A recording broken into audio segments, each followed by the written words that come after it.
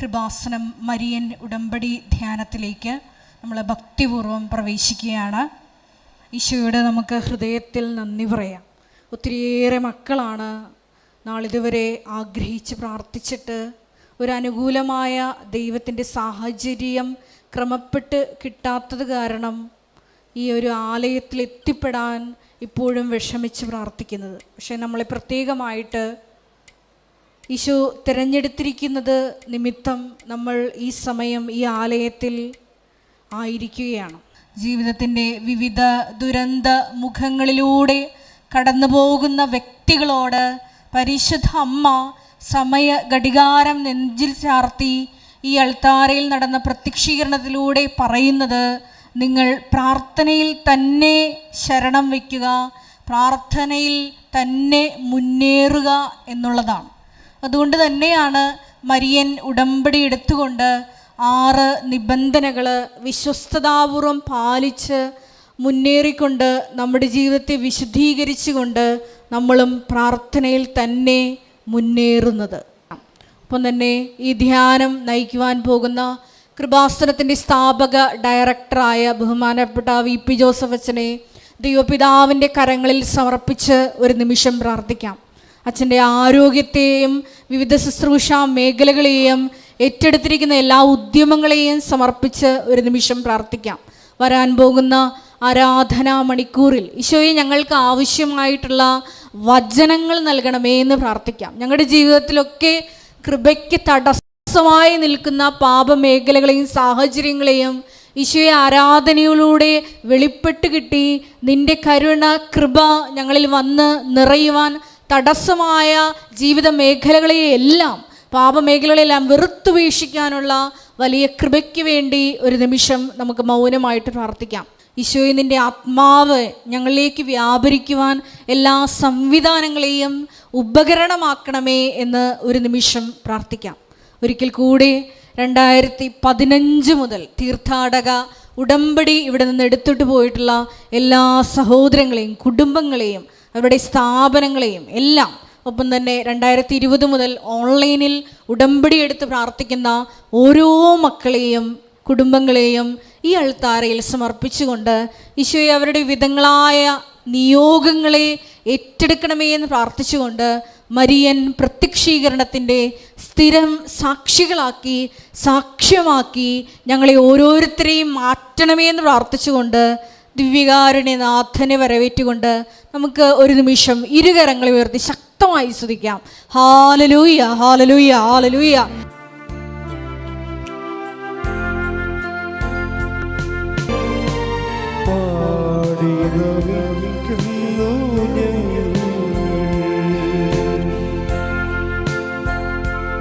സ്തുതിച്ച് പ്രാർത്ഥിക്കാം. Hallelujah, hallelujah.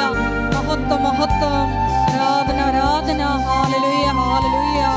ഈശോയേ, ഞങ്ങളുടെ കുടുംബങ്ങളുടെ മേൽ കരുണയോടെ നീ നോക്കണമേ എന്ന് പ്രാർത്ഥിക്കുന്നു.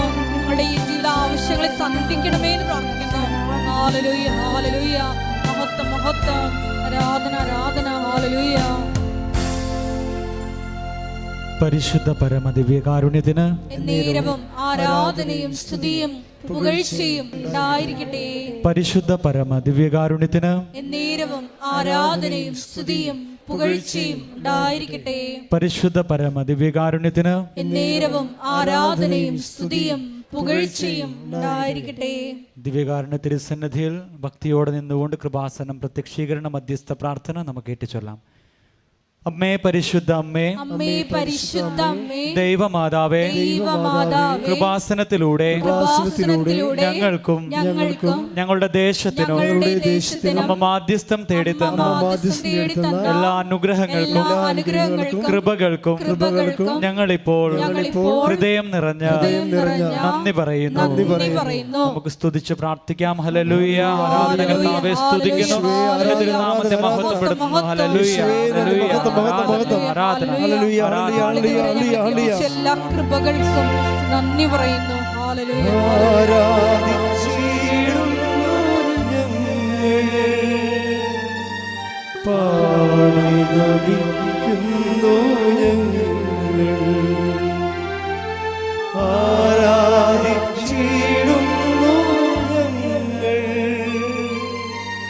പാടി നമിക്കുന്നു ഞങ്ങൾ. പരിശുദ്ധ പരമദിവ്യകാരുണ്യത്തിന് നേരവും ആരാധനയും സ്തുതിയും പുകഴ്ചയും ഉണ്ടായിരിക്കട്ടെ. പരിശുദ്ധ പരമദിവ്യകാരുണ്യത്തിന് നേരവും ആരാധനയും സ്തുതിയും പുകഴ്ചയും ഉണ്ടായിരിക്കട്ടെ. പരിശുദ്ധ പരമദിവ്യകാരുണ്യത്തിന് നേരവും ആരാധനയും സ്തുതിയും പുകഴ്ചയും ഉണ്ടായിരിക്കട്ടെ. അമ്മേ പരിശുദ്ധ അമ്മേ, അമ്മേ പരിശുദ്ധ അമ്മേ, ദൈവമാതാവേ, ദൈവമാതാവേ, 2004 ഡിസംബർ 7-ാം തീയതി ഉച്ച കഴിഞ്ഞ് 2:30 കൃപാസനത്തിൽ സംഭവിച്ച അമ്മയുടെ പ്രത്യക്ഷപ്പെടലിനെ കുറിച്ച് തിരുസഭയ്ക്ക് സമർപ്പിച്ചിരിക്കുന്ന പഠനരേഖകളുടെ വസ്തുനിഷ്ഠവും ദൈവശാസ്ത്ര വിധിപ്രകാരമുള്ളതുമായ അന്വേഷണ പഠനങ്ങൾ നടത്തി ആ പ്രത്യക്ഷപ്പെടലിലൂടെ പ്രകടമായ ദൈവമാതാവിന്റെ പ്രത്യേക കരുതലും സംരക്ഷണവും വെളിപ്പെടുത്തുന്ന പീഡിതരുടെ ആശ്വാസവും പ്രവാചകന്മാരുടെ രാജ്ഞിയും വാഗ്ദാനത്തിന്റെ പേടകവും പ്രപഞ്ച പ്രകൃതിയുടെ മാതാവുമായ പരിശുദ്ധ അമ്മയുടെ ഭക്തി തിരുസഭയിൽ കൂടുതൽ പ്രചരിച്ച് ജീവിതത്തിന്റെ ദുരിത ദുരന്ത അവസ്ഥകളിൽ അകപ്പെട്ട് കഴിയുന്ന അനേകായിരം മക്കൾക്ക് ദൈവത്തിന്റെ സാന്നിധ്യവും സന്ധിപ്പും കൂടുതൽ അനുഭവിക്കുക വഴി ആത്മീയ വിശുദ്ധിയും ദൈവശക്തിയും കൈവരിക്കുവാൻ ഞങ്ങളുടെ കുടുംബങ്ങളെ ഇടയാക്കണമേ. നമുക്ക് സ്തുതിച്ച് പ്രാർത്ഥിക്കാം. ഹല്ലേലൂയ. ആരാധകർത്താവെ സ്തുതിക്കുന്നതിന് സ്തുതിയും പുകഴ്ചയും ഉണ്ടായിരിക്കണേ. ഹല്ലേലൂയ, ഹല്ലേലൂയ, ഹല്ലേലൂയ. പ്രാർത്ഥിക്കുന്ന ഞങ്ങളുടെ കുടുംബങ്ങളെ വിശുദ്ധീകരിക്കണമേ എന്ന് പ്രാർത്ഥിക്കുന്നു. ആരാധിച്ചിടുന്നു ഞങ്ങൾ, പാടി നമിക്കുന്നു ഞങ്ങൾ. ആരാധിച്ചിടുന്നു ഞങ്ങൾ, പാടി നമിക്കുന്നു ഞങ്ങൾ. പരിശുദ്ധ പരമദിവ്യകാരുണ്യത്തിന് നേരവും ആരാധനയും സ്തുതിയും പുകഴ്ചയും ഉണ്ടായിരിക്കട്ടെ. പരിശുദ്ധ പരമദിവ്യകാരുണ്യത്തിന് നേരവും ആരാധനയും സ്തുതിയും പുകഴ്ചയും ഉണ്ടായിരിക്കട്ടെ. പരിശുദ്ധ പരമദിവ്യകാരുണ്യത്തിന് നേരവും ആരാധനയും സ്തുതിയും പുകഴ്ചയും ഉണ്ടായിരിക്കട്ടെ. അമ്മേ പരിശുദ്ധ അമ്മേ, അമ്മേ പരിശുദ്ധ അമ്മേ, ഭൂസ്വർലോകങ്ങളുടെ രാജ്ഞിയായ അങ്ങയ്ക്ക് ഭൗമ സംരക്ഷണത്തിനായി പ്രപഞ്ച പ്രകൃതിയെ തന്നെ തിരുസഭ പ്രതിഷ്ഠിക്കുവാൻ ഈ പ്രത്യക്ഷീകരണം വഴി ഇടയാക്കണമേ. പരിശുദ്ധ അമ്മേ, ജപമാല മാതാവേ, സകല കൃപാസന പ്രാർത്ഥനകളോടും ചേർത്ത് ഞങ്ങളിപ്പോൾ പ്രാർത്ഥിക്കുന്നു. ഈ കുടുംബത്തിന്റെ പ്രത്യേക നിയോഗങ്ങളും മൗനമായി നിന്നുകൊണ്ട് നമ്മളുടെ ഓരോരുത്തരുടെയും വ്യക്തിപരമായിട്ടുള്ള നിയോഗങ്ങൾ പരിശുദ്ധ അമ്മയുടെ മധ്യസ്ഥം വഴി ദിവ്യകാരുണ്യ സന്നിധിയിൽ നമുക്ക് സമർപ്പിച്ച് പ്രാർത്ഥിക്കാം.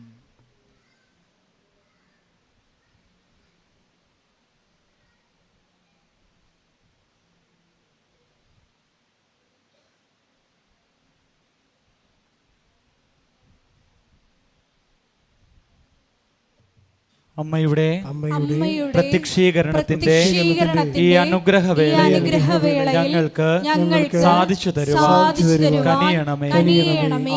ആമേൻ. നമുക്ക് സ്തുതിച്ച് പ്രാർത്ഥിക്കാം. ഹല്ലേലൂയ, ഹല്ലേലൂയ, ഹല്ലേലൂയ. മഹത്വം, ആരാധന, ആരാധന. ഹല്ലേലൂയ. യേശുവേ നന്ദി, യേശുവേ ആരാധന. Hallelujah, hallelujah. മഹത്വം, മഹത്വം, ആരാധന, ആരാധന. ഹല്ലേലൂയ.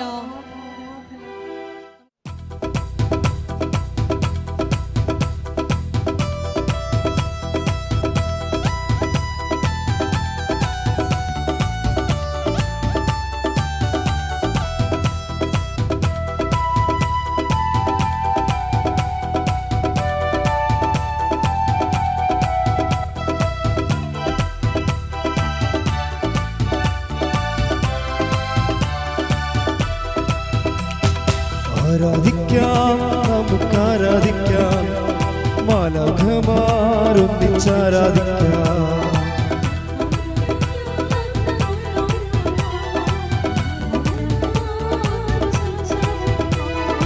ആരാധിക്കാം, നമുക്കാരാധിക്കാം, ആത്മാവിൻ ശക്തിയോടെ ആരാധിക്കാം.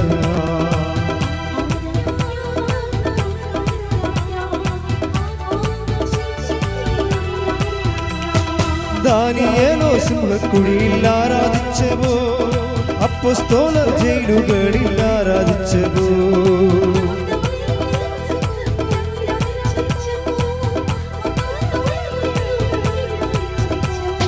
ദൈവജനം രക്തം ചിന്തി ആരാധിച്ചവോ, കഷ്ടതയിൽ ഞങ്ങളങ്ങേ ആരാധിക്കുന്നു.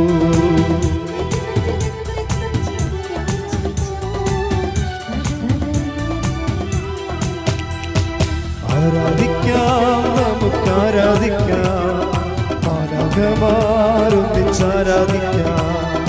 ആരാധിക്കാം, നമുക്കാരാധിക്കാം, ആത്മാവിൻ ശക്തിയോടെ ആരാധിക്കാം. ശ്രദ്ധിച്ചു പ്രാർത്ഥിക്കാം. ഹല്ലേലൂയ, ഹല്ലേലൂയ, മഹത്വം, മഹത്വം. ഒരിക്കൽ കൂടി ഈ ധ്യാനം നയിക്കുവാൻ പോകുന്ന ബഹുമാനപ്പെട്ട വി.പി. ജോസഫ് അച്ഛനെ ഈ അൽത്താരയിൽ സമർപ്പിച്ച് പ്രാർത്ഥിക്കുന്നു. ഞങ്ങൾക്ക് ആവശ്യമായിട്ടുള്ള വചനം നൽകണമേ എന്ന് ഞാൻ പ്രാർത്ഥിക്കുന്നു. വചനത്താൽ ഞങ്ങളെ വിശുദ്ധീകരിക്കണമേ എന്ന് പ്രാർത്ഥിക്കുന്നു. ശക്തീകരിക്കണമേ എന്ന് പ്രാർത്ഥിക്കുന്നു. വഴി നടത്തണമേ എന്ന് പ്രാർത്ഥിക്കുന്നു. ആത്മാവിൽ ധന്യരാക്കണമേ എന്ന് പ്രാർത്ഥിക്കുന്നു. ഹല്ലേലൂയ, ഹല്ലേലൂയ, മഹത്വം, മഹത്വം, ആരാധന, ആരാധന. യേശുവേ, ഹല്ലേലൂയ, ഹല്ലേലൂയ.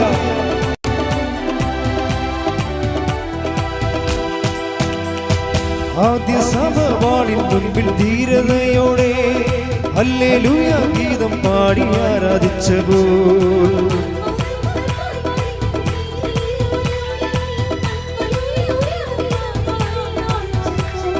യേശുവിനായി ഈ ലോകത്തിൽ മരണം വന്നാലും ഹല്ലേലൂയ ഗീതം പാടി ആരാധിക്കുമേ.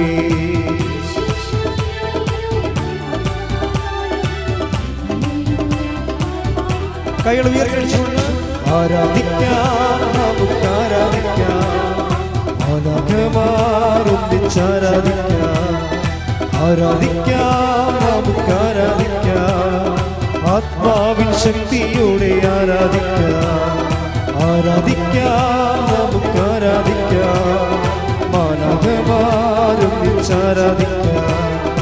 ആരാധിക്കാം, നമുക്കാരാധിക്കാം, ആത്മാവിൻ ശക്തിയോടെ ആരാധന. സ്തുതിക്കട്ടെ. ഹല്ലേലൂയ, ഹല്ലേലൂയ, ഹല്ലേലൂയ, ഹല്ലേലൂയ. പ്രാർത്ഥനയുടെ എല്ലാ ശുശ്രൂഷ മേഖലകളെയും നിർമ്മാണ പ്രവർത്തനങ്ങളെയും എല്ലാ മിഷൻ മേഖലകളെയും അൾത്താരയിൽ സമർപ്പിച്ച് പ്രാർത്ഥിക്കുന്നു. ഞങ്ങളുടെ അഖണ്ഡ ജപമാല മഹാറാലിയെ സമർപ്പിച്ച് പ്രാർത്ഥിക്കുന്നു. റാലിയുടെ ക്രമീകരണങ്ങളെ സമർപ്പിച്ച് പ്രാർത്ഥിക്കുന്നു. എല്ലാ മേഖലകളിലും പരിശുദ്ധ അമ്മേ നിന്റെ മേൽനോട്ടം ഉണ്ടാകണമേ എന്ന് പ്രാർത്ഥിക്കുന്നു. വൻ വിജയമാക്കി മാറ്റണമേ എന്ന് പ്രാർത്ഥിക്കുന്നു. ഹല്ലേലൂയ, മഹത്വം, മഹത്വം, ആരാധന, ആരാധന. ഹല്ലേലൂയ. പരിശുദ്ധ പരമദിവ്യകാരുണ്യത്തിന് നേരവും ആരാധനയും സ്തുതിയും പുകഴ്ചയും ഉണ്ടായിരിക്കട്ടെ. എൻ്റെ പ്രിയപ്പെട്ടവരെ, ഉടമ്പടി മറ്റ് പല പ്രാർത്ഥനകളെക്കാളും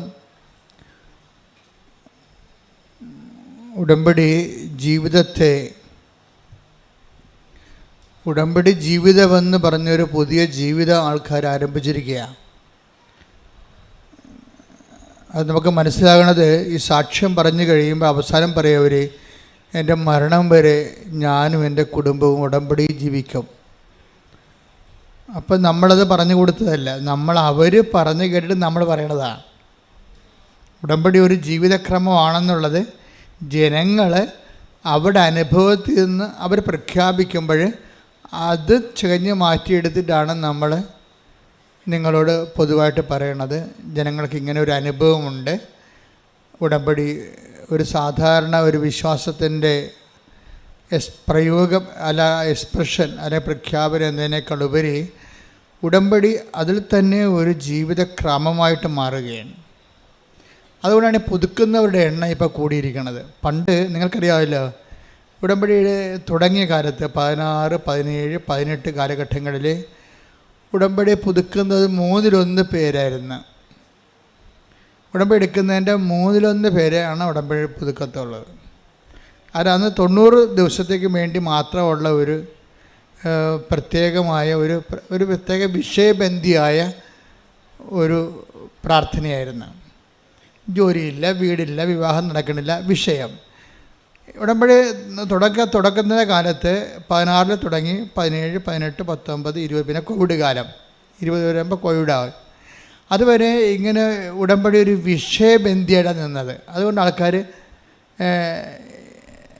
ഒരു 90 ദിവസം ആകുമ്പോൾ വിഷയബന്ധിയായുള്ള ആൾക്കാർ അത് സ്റ്റോപ്പ് ചെയ്യും. ഞങ്ങളുമുണ്ട് വിഷയബന്ധിക്കാരെ, പിന്നെ നിങ്ങൾ കണ്ടിന്യൂ ചെയ്യണമെന്ന് ഞങ്ങളും പറയത്തില്ല. കാര്യം വിഷയബന്ധിക്കാരെ കണ്ടിന്യൂ ചെയ്തിട്ട് കാര്യമില്ല. അതുകൊണ്ടാണ് ഉടമ്പടി. പക്ഷെ പിന്നീട് നമ്മൾ പറയാതെ തന്നെ ഇപ്പോഴെങ്ങനെ വെച്ച് കഴിഞ്ഞാൽ, ഇപ്പോൾ ഉദാഹരണത്തിന് ഒക്ടോബർ 2-ാം തീയതി ഉടമ്പടി പുതുക്കിയവർ എത്രയാണെന്ന് അറിയാം? ഒരു ദിവസം 1443 പേരാണ് ഉടമ്പടി പുതുക്കിയത്. അപ്പോൾ നോക്കിയേ, അപ്പോൾ എന്ത് വ്യത്യാസം വരുന്നത് നോക്കിയേ. 1443 പേര് ഒരു ദിവസം ഉടമ്പടി പുതുക്കുകയാണ്. എന്താ സംഭവിച്ചിരിക്കണമെന്ന് ചോദിച്ചു കഴിഞ്ഞാൽ, ആൾക്കാർ ഉടമ്പടി ജീവിക്കാൻ തുടങ്ങിയപ്പോൾ ഈ ജീവിതത്തിൻ്റെ ഒരു പ്രൊട്ടക്ഷൻ ഭയങ്കരമാണ്, സംരക്ഷണം. അവർക്ക് ആരോ തങ്ങളുടെ കൂടെയുണ്ട്, തങ്ങളുടെ കാര്യങ്ങൾ അന്വേഷിക്കാനും തങ്ങളെ നയിക്കാനും. അമ്മയുടെ കൃത്യമായ സാന്നിധ്യം അവരനുഭവിച്ചിട്ട് ഉടമ്പടി നിലനിൽക്കുന്നതാണ് നല്ലത് എന്ന് തോന്നണം. പിന്നെ മുമ്പത്തേക്കാൾ സന്തോഷം, കുടുംബത്തിലൊക്കെ വിശുദ്ധീകരണം, വചന വായനയൊക്കെ ഉള്ളത് കാരണം നല്ല ആധ്യാത്മികമായ പരിസരം, തിന്മയിൽ വീഴാതിരിക്കാനുള്ള ഒരു സംരക്ഷണം, ആകപ്പാടെ വല്ലാത്ത ഒരു ദൈവമായ അഭിഷേകത്തിൻ്റെ ഒരു കാലം. അപ്പം അതുകൊണ്ടാണ് ആൾക്കാർ സാക്ഷ്യം പറയുമ്പോഴും നമ്മളാരും പറഞ്ഞിട്ടില്ല, അവർ തന്നെത്താൻ പറഞ്ഞാണ് ഞാനും എൻ്റെ കുടുംബവും മരണം വരെ ഉടമ്പടിയിൽ നിലനിൽക്കുമെന്ന്. കാര്യത്തിൽ ഉടമ്പടിയുടെ ഒരു സംരക്ഷണവും, അതുപോലെ തന്നെ ഏത് മേഖലയിൽ ചെന്നാലും ഏത് നമുക്ക് സഹായിക്കാൻ പറ്റാത്ത സ്ഥലത്ത് ചെന്നാലും ദൈവത്തിൻ്റെ ഒരു ഇടപെടൽ നമുക്ക് വ്യക്തമാവും. അവിടെ നമുക്ക് ചിലവൊന്നുമില്ല. ആകപ്പാടുള്ള ചിലവെന്ന് പറയണത്, ഉടമ്പടി നമുക്കുള്ള ഒരു ചിലവെന്ന് പറഞ്ഞാൽ എന്താ? വളരെ സൂക്ഷ്മതയുള്ള ഒരു ചിലവെന്ന് പറഞ്ഞാൽ, ഞാൻ നോക്കിയിട്ട് വിശ്വസ്തതയിൽ വെള്ളം ചേരുന്നുണ്ടോ എന്ന് മാത്രം നോക്കിയാൽ മതി. വേറെ ഒന്നുമില്ല, സിമ്പിളാണ്. മൊത്തം ഉടമ്പടി നമ്മൾ പഠിക്കുമ്പോഴും ആൾക്കാരെ എല്ലാ ദിവസവും ഞാൻ കാണുമ്പോഴും എനിക്ക് മനസ്സിലാകണത് ഉടമ്പടി സിമ്പിളായിട്ട് കൈകാര്യം ചെയ്യാം. നമ്മൾ ശ്രദ്ധിക്കേണ്ട ഒരു പോയിൻ്റേ ഉള്ളൂ ഉടമ്പടിയിൽ ശ്രദ്ധിക്കേണ്ട. എന്താണ്? വിശ്വസ്തതയിൽ വെള്ളം ചേർക്കുന്നുണ്ടോ എന്ന് നോക്കിയാൽ മതി. കാര്യം ഇത് കോവനൻ്റ് ആയത് കാരണം, ഉടമ്പടി ആയ കാരണം നമുക്ക് വേണ്ടത് വിശ്വാസത്തെക്കാൾ ഉപരി എന്താണ്? പെർസ്വേറിങ് ഫെയ്ത്താണ് വേണ്ടത്. ഫെയ്ത്ത്, നമ്മൾ സാധാരണ മനുഷ്യർക്ക് ഫെയ്ത്ത് മതി. ഉടമ്പടിയിൽ വേണ്ടത് പെർസ്വേറിങ് ഫെയ്ത്താണ്. എന്ന് വെച്ച് കഴിഞ്ഞാൽ ഇങ്ങനെ പിന്തുടർന്ന് നിലനിൽക്കുന്ന ഫെയ്ത്താണ്. എൻഡ്യൂറിങ് ഫെയ്ത്ത് എന്ന് എന്ത് വേണമെങ്കിൽ പറയാം. അതായത് നിലനിൽക്കുന്ന ഒരു വിശ്വാസം. വിശ്വാസത്തിനൊരു കുഴപ്പമുള്ളതെന്ന് വെച്ച് കഴിഞ്ഞാൽ, അല്പവിശ്വാസമെന്ന് ഈശോ ഒരു തരം ബ്രാൻഡ് ചെയ്തിട്ടുണ്ട്. ചില വിശ്വാസം ഈശോ വന്നപ്പോഴാണ് ബ്രാൻഡിങ് ഭയങ്കരമായത്. പണ്ട് എല്ലാം വിശ്വാസമാണെന്ന് പറഞ്ഞ ആൾക്കാർ ഇരിക്കുകയായിരുന്നു. യഹൂദന്മാർക്ക് അങ്ങനെ ഒരു ധാരണയായിരുന്നു, വിശ്വാസം എല്ലാം വിശ്വാസമാണെന്ന്. ഈശോ വന്നപ്പോൾ വിശ്വാസത്തിൻ്റെ ഗ്രേഡ് ബ്രാൻഡ് ചെയ്ത്, എന്നിട്ട് ഈശോ പറഞ്ഞു, അല്പവിശ്വാസി, നീ സംശയിച്ചത് എന്തിന്? അപ്പോൾ വലിയ അടുത്തുള്ള അരുമ ശിഷ്യനാണ്. അവൻ്റെ കയ്യിൽ നിന്ന് കൈവിട്ടു പോയി. ഒരു നിമിഷം അവൻ സംശയിച്ചു പോയി. അപ്പോൾ ഉടനെ അടുത്ത് നിൽക്കുന്നത് ആരാണ് എന്ന് മറന്നുപോയി. ക്രിസ്തുവിനേക്കാളുപരി കടലിനെ കണ്ട് അവൻ പേടിച്ചുപോയി. അപ്പോൾ ക്രിസ്തു നിൽക്കുന്ന കാര്യം മറന്നിട്ട് അവൻ്റെ അനുഭവം കാരണം അവൻ പെട്ടെന്ന് സംശയിച്ചു പോയപ്പോൾ അവൻ താഴേക്ക് പോയി. അപ്പോഴാണ് കൈ നീട്ടിക്കൊണ്ട് കർത്താവ് പറയുന്നത്, അല്പവിശ്വാസി. That means short time faith. Short time faith എന്ന് വെച്ച് കഴിഞ്ഞാൽ ആൾക്കാരുടെ കൂട്ടത്തിലുള്ള ഒരു ബ്രാൻഡഡ് ഫെയ്ത്താണ് ഷോർട്ട് ടൈം ഫെയ്ത്ത്. എന്ന് വെച്ച് കഴിഞ്ഞാൽ കുറച്ച് കാലത്തേക്ക് വിശ്വസിക്കുന്നു, വചനത്തെ പ്രതി ക്ലേശവും സങ്കടങ്ങളും ഉണ്ടാകുമ്പോൾ അവൻ വിട്ടുപോകുന്നു. Take the word of God. അതായത് 13:21 വചനം കേട്ടിട്ട് ഉടനെ സസന്തോഷം സ്വീകരിക്കുകയും തന്നിൽ വേരില്ലാത്തതിനാൽ അല്പനേരം മാത്രം നിലനിന്നിട്ട് വചനത്തെ പ്രതി ക്ലേശവും പീഡയും ഉണ്ടാകുമ്പോൾ തൽക്ഷണം വീണു പോവുകയും ചെയ്യുന്നവനാണ് പാറമേൽ വീണ വിത്ത്. ഇതാണ് അല്പനേരം. എന്താണ് അല്പവിശ്വാസി എന്ന് വെച്ച് കഴിഞ്ഞാൽ ഇത് കണക്ട് ചെയ്യണത് പത്രോസിൻ്റെ കടലിൽ മുങ്ങിത്താഴുന്നതുമായിട്ട് ബന്ധപ്പെട്ടതാണ്. കാര്യം ഈശോ എന്താ പറഞ്ഞത്?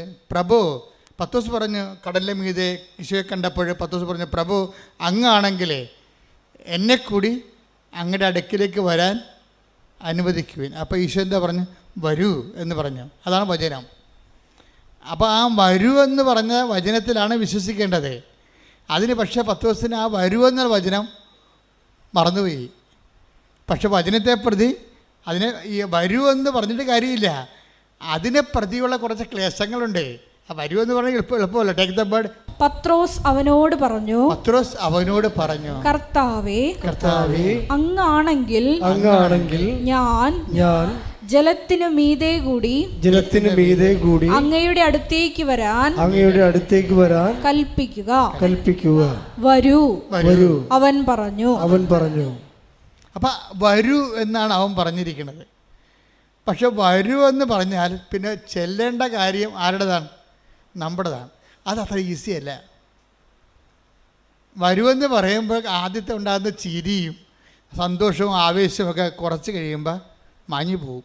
ഓരോ വചനവും നടപ്പിൽ വരാൻ അതിൻ്റെ കറസ്പോണ്ടിങ് പേയ്മെൻറ്റ് എന്ന് വെച്ച് കഴിഞ്ഞാൽ അതിൻ്റെ അർത്ഥം എന്ന് വെച്ച് കഴിഞ്ഞാൽ അത് നടപ്പിൽ വരുത്താൻ ആവശ്യമായ ചെലവ് പടികളുണ്ട്. മനസ്സിലായി? അല്ലാതെ നമ്മൾ വിശ്വസിക്കണമെന്ന് പറഞ്ഞാൽ ദൈവം ഏക്കത്തില്ല. ദൈവം നമ്മുടെ ഒരു വിശ്വാസവും ടെസ്റ്റ് ചെയ്യാതെ എടുക്കത്തില്ല. ഈ കളികളെ കൃത്യമായിട്ട് മനസ്സിലായില്ലെങ്കിൽ നമ്മുടെ ഈ പാരമ്പര്യ വിശ്വാസം കൊണ്ടിരിക്കും, ഒരു പണിയും നടക്കത്തില്ല. ദൈവത്തിൻ്റെ സ്വഭാവം നമ്മൾ എന്ത് കാലെ പിടിച്ച് പറഞ്ഞാലും ദൈവം പറയും, ഓക്കെ പറയണതെല്ലാം ഞാൻ കേട്ടു, പക്ഷേ ടെസ്റ്റ് ചെയ്യാനുണ്ട്. എല്ലാം പത്രോസിനെ വരെ പറയും ടെസ്റ്റ് ചെയ്യാനുണ്ട്. നീ പറയണ കാര്യം സത്യമാണോ എന്ന് എനിക്ക് ടെസ്റ്റ് ചെയ്യണമെന്ന് പറയും. അതുകൊണ്ട് വരുമെന്ന് പറയും. പിന്നെ വരുമെന്ന് പറയുമ്പോൾ നമ്മൾ കുണുങ്ങി ചാടി അങ്ങോട്ട് ചെല്ലും. കുറച്ച് കഴിയുമ്പോൾ ടെസ്റ്റ് വരും. എന്താണ്? പത്രോസ് കടലിനെ നോക്കും, കാലും നനയും. അപ്പോൾ താഴേക്ക് കർത്താവിനെ മാറ്റിയിട്ട് കടലിനായിട്ട് നോക്കുമ്പോൾ യു എന്ന് അങ്ങോട്ട് എടുക്കും. അതായത് കർത്താവിനെ നോക്കിപ്പോയ ആളാണ് പെട്ടെന്ന് പകച്ചു പോകും. ഈ പെട്ടെന്ന് പകച്ചു പോണതല്ല, പെട്ടെന്ന് പകച്ചു പോണ അനുഭവങ്ങൾ ദൈവം തരും. മനസ്സിലായില്ലേ? അത് നമ്മളെപ്പോഴും ശ്രദ്ധിക്കണം. പെട്ടെന്ന് പകച്ചു പോണതല്ല, പെട്ടെന്ന് നമുക്ക് പകച്ചു പോകുന്ന രീതിയിലുള്ള അനുഭവങ്ങൾ ദൈവം തരും. ഇപ്പം ഇപ്പോൾ ഭർത്താവിൻ്റെ കള്ളുകുടി മാറാൻ പ്രാർത്ഥിച്ച്, അല്ലെങ്കിൽ അയാളുടെ സംശയ രോഗം മാറാൻ വേണ്ടി പ്രാർത്ഥിച്ചു. അപ്പോൾ 2 ദിവസം അയാളുടെ സംശയം മാറി. അപ്പോൾ ദൈവമേ ഉടമ്പടി ഏറ്റ്, നേരത്തെ പോകേണ്ടതായിരുന്നു എന്നൊക്കെ പറയും. കുറച്ച് കഴിയുമ്പോൾ അയാൾക്ക് പണ്ട് പത്രക്കാരനെ മാത്രമേ സംശയം ഉണ്ടായിരുന്നുള്ളൂ, ഇപ്പോൾ ഇൻസ്റ്റാൾമെൻറ്റുകാരനെ കൂടി സംശയമായി. അതാണ് പ്രശ്നം. ഒരാഴ്ച പുള്ളിക്ക് കുഴപ്പമൊന്നുമില്ലായിരുന്നു, പത്രക്കാരനെ മാത്രമേ പുള്ളിക്ക് പണ്ട് സംശയം ഉണ്ടായിരുന്നു. ഉടമ്പടി എടുത്തപ്പോൾ ഇൻസ്റ്റാൾമെൻറ്റുകാരനെ കൂടി സംശയമായി. പകച്ചുപോയി നമ്മൾ പെട്ടെന്ന്. അപ്പോൾ എന്ത് ചെയ്യും? ഇനിയിപ്പോൾ നീലത്തിരി കത്തിച്ചാൽ എന്ത് കാര്യം, പച്ചത്തിരി കത്തിച്ചാൽ എന്ത് കാര്യം? കണ്ട സംഭവം തരും. പേയ്മെൻറ്റ് വിരണ കണ്ടില്ലേ?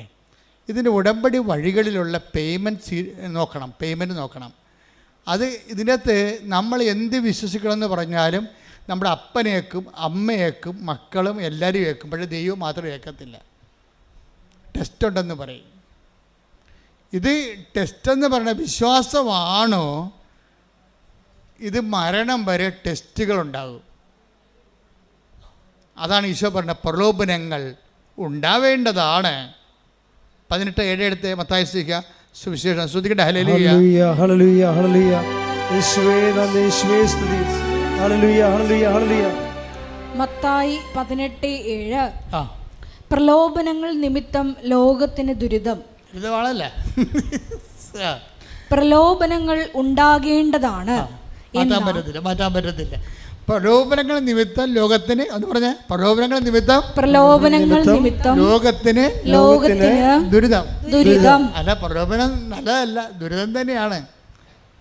ഇതുപോലെ ഇടയ്ക്കിടെ നമ്മൾ അപ്രതീക്ഷിതമായിട്ട് നമ്മൾ വിചാരിക്കുമ്പോൾ, ഉടമ്പടി എടുക്കുമ്പോൾ, ഉടമ്പടി ജീവിക്കുമ്പോൾ നമ്മൾ പ്രതീക്ഷിക്കുന്ന ഒരു പ്രതീക്ഷ ഉണ്ടല്ലോ, ഈ പ്രതീക്ഷ ചില സമയത്ത് നേരെ കടകവിരുദ്ധമായിട്ട് സംഭവിക്കും. ഇതാണ് പ്രലോഭനം എന്ന് പറയുന്നത്. പ്രലോഭന നിമിത്തം എന്താ സംഭവിക്കണത്? ലോകത്തിന് നമുക്ക് ദുരിതം. അതാ ഒന്ന് പറഞ്ഞേ, പ്രലോഭനങ്ങൾ നിമിത്തം ലോകത്തിന് ദുരിതം. പ്രലോഭനങ്ങൾ ഉണ്ടാകേണ്ടതാണ്. അയ്യോ, ഇത് കണ്ട, ഇത് ഇൻഡിസ്പെൻസിബിൾ ആണ്. അതായത് അച്ഛനായാലും കത്തനായാലും കപ്പേരായാലും കർദിനാളായാലും സംഭവം മാറ്റാൻ പറ്റത്തില്ല. എന്താ കാര്യം? ഇതുള്ളതാണ്. ഇതിൻ്റെ ഈ ഫെയ്ത്ത് പാക്കേജിൻ്റെ കൂടെ ഉള്ളതാണ് ടെസ്റ്റ്. പ്രലോഭനം എന്നത് ടെസ്റ്റ്. കാര്യം നമ്മളുടെ വിശ്വാസം എന്ന് പറഞ്ഞാൽ ടെസ്റ്റ് ചെയ്യട്ടെന്ന് പറയുന്നത് ടെസ്റ്റ് ചെയ്യാതെ എടുക്കത്തില്ല. അതിന് ചിലപ്പോൾ അതിനെ പറ്റിയിട്ടുള്ള ടെസ്റ്റ് ചെയ്യാൻ പറ്റിയിട്ടുള്ള പല തരത്തിലുള്ള ഗെയിംസ് തരും നമ്മൾ ടെസ്റ്റ് ചെയ്യാൻ പറ്റിയ, അല്ലെങ്കിൽ പ്രോബ്ലംസ് തരും. നമുക്ക് അധ്യാത്മിക വരുമ്പോൾ അത് പ്രോബ്ലമാണ് വരണത്. പ്രശ്നങ്ങൾ തരും ടെസ്റ്റ് ചെയ്യാൻ പറ്റിയ. ഈ പ്രശ്നത്തിൽ ഇപ്പം എനിക്ക് ദിവസങ്ങളിൽ ഒരു സാക്ഷ്യം ഉണ്ടായി. ഒരു കായംകുളത്തുകാരാണ് സാക്ഷ്യം പറഞ്ഞിരിക്കുന്നത്. പുള്ളിക്കാരൻ്റെ സാക്ഷ്യം ഭയങ്കര രസമാണ്. പുള്ളിക്കാരനും വൈഫും ആണ് വിഷയം. എന്ന് കഴിഞ്ഞാൽ അവർക്ക് 8 കൊല്ലമായി അവർ കല്യാണം കഴിച്ചിട്ട് ഇതുവരെക്കും മക്കളില്ല. ഞാൻ കത്തോലിക്കനൊക്കെയാണ്, പക്ഷേ എനിക്ക് വിശ്വാസമൊന്നുമില്ല എന്ന് പറയും. എന്തൊരു കഷ്ടമാണല്ലേ, എന്തൊരു കഷ്ടമെന്ന് വെച്ചാൽ വല്ലാത്ത കഷ്ടമാണ്. ദൈവം എല്ലാ സംവിധാനവും വിശ്വാസത്തിന് കൊടുത്തിട്ടും കോടികളും മുടക്കി അച്ഛന്മാരെയും പള്ളികളെയും എല്ലാം സ്ഥാപിച്ചിട്ടും കുറേ ആൾക്കാർക്ക് വിശ്വാസമില്ലെന്ന് പറഞ്ഞാൽ അത് അയാളുടെ മാത്രം ഫോൾട്ടാണ്, ദൈവത്തിൻ്റെ അല്ല. ദൈവം എല്ലാ സാഹചര്യവും ഉണ്ടാക്കിയിട്ടുണ്ട്. അയാളുടെ സാഹചര്യത്തിനും വേണ്ടിയോ അല്ലെങ്കിൽ മറ്റുള്ള മുമ്പിൽ കേമത്വം നടിക്കാനോ അത് സ്വന്തമായിട്ട് എടുത്തിട്ടുള്ള കാര്യങ്ങളാണത്. അതിൻ്റെ അകത്ത് ആർക്കും പങ്കില്ല. കാര്യം ദൈവം ഇപ്പം ഞങ്ങളെപ്പോലെയുള്ള ഒരു ഫുൾ ടൈമേഴ്സാണ്. ഒരു സഭയിലും കാണത്തില്ല ഫുൾ ടൈമേഴ്സ്. കാത്തലിക് പ്രീസ്റ്റ് ഞങ്ങൾ ഫുൾ ടൈമേഴ്സാണ്, സിസ്റ്റേഴ്സും ഫുൾ ടൈമറാണ്. ഈ ഒരു വിശ്വാസത്തിന് വേണ്ടി ജീവിതം വീട്ടിൽ നിന്ന് ഇറങ്ങി പോകുന്ന ആൾക്കാരാണ്. വീട്ടിൽ നിന്ന് ഇറങ്ങി ഒരു ജന്മം മൊത്തം പോയി പഠിച്ച് തിരിച്ച് നിങ്ങളടുത്ത് വരുമ്പോൾ സഭയുടെ ചിട്ടവട്ടങ്ങൾ ബിഷപ്പൊക്കെ എന്നാ പറയണമെന്ന് കേട്ടിട്ട് അതനുസരിച്ച് അനുദിനം ജീവിക്കുന്ന ആൾക്കാരാണ്. ഞങ്ങളുടെ ഇടയിൽ ആർക്കെങ്കിലുമൊക്കെ എന്തെങ്കിലും ഷോർട്ട് കമ്മീസ് വല്ലപ്പോൾ ഉണ്ടാകും. അത് 100-ൽ ഒരാൾക്കാർ 1000-ൽ ഒരാൾക്കാരുണ്ടാവും. അത് കുറച്ച് കഴിയുമ്പോൾ അവർ തിരുത്തും. അത് മനുഷ്യന്മാരായ ചിലപ്പോൾ തെറ്റൊക്കെ വരും, അതൊക്കെ തിരുത്തും. പക്ഷേ എന്നാലും ആ ലൈഫ് കമ്മിറ്റ്മെൻ്റ് എന്ന് പറയുന്നത് നിങ്ങൾക്കറിയാമല്ലോ. ഒരു സ്ഥലത്ത് ഒരു ജീവിത രീതി ഒരാഴ്ച 1 മാസം നമ്മൾ അനുവർത്തിക്കുമ്പോൾ തന്നെ മനസ്സിലാവും എന്ത് പാടാണെന്ന്. അപ്പോൾ ഇത്രയും സംവിധാനങ്ങൾ ദൈവം നിങ്ങൾക്ക് ഉണ്ടാക്കി ഇട്ടിട്ട് അവനൊരു വിശ്വാസത്തിൻ്റെ കുടുംബത്തിൽ ജനിച്ചിട്ട് അവന് വിശ്വാസമില്ല എന്ന് പറഞ്ഞാൽ അത് അയാളുടെ മാത്രം ഉത്തരവാദിത്വമാണ്, വേറെ ആരും എൻ്റെ അടുത്ത് ബാധകമല്ല. പുള്ളി അതിന് പറഞ്ഞ ന്യായം എന്ന് വെച്ച് കഴിഞ്ഞാൽ പുള്ളി പറഞ്ഞ ഇതാണ്: എനിക്ക് ശാസ്ത്രമാണ് വിശ്വാസം എന്നാണ്, ദൈവമല്ല.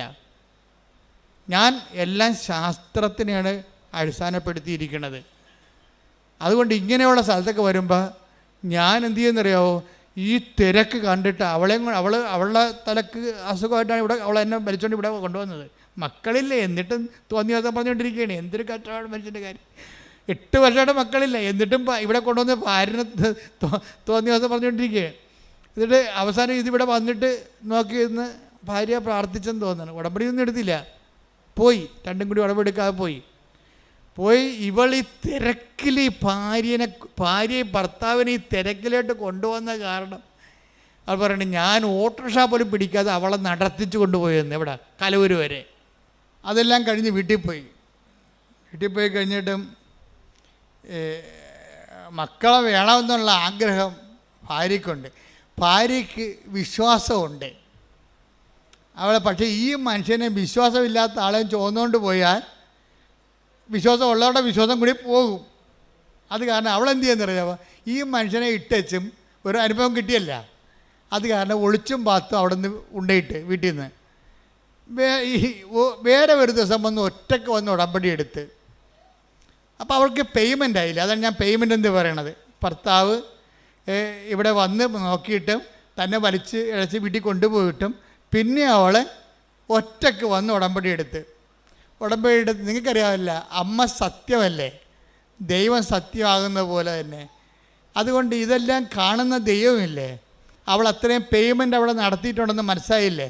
അമ്മ എന്ത് ചെയ്യുന്നറിയാവാ, ഈ ഉപ്പ് കഴിച്ച് തിരികെ എത്തിച്ചപ്പോൾ തന്നെ ആ ആഴ്ച തന്നെ അവൾ പ്രഗ്നൻ്റായി.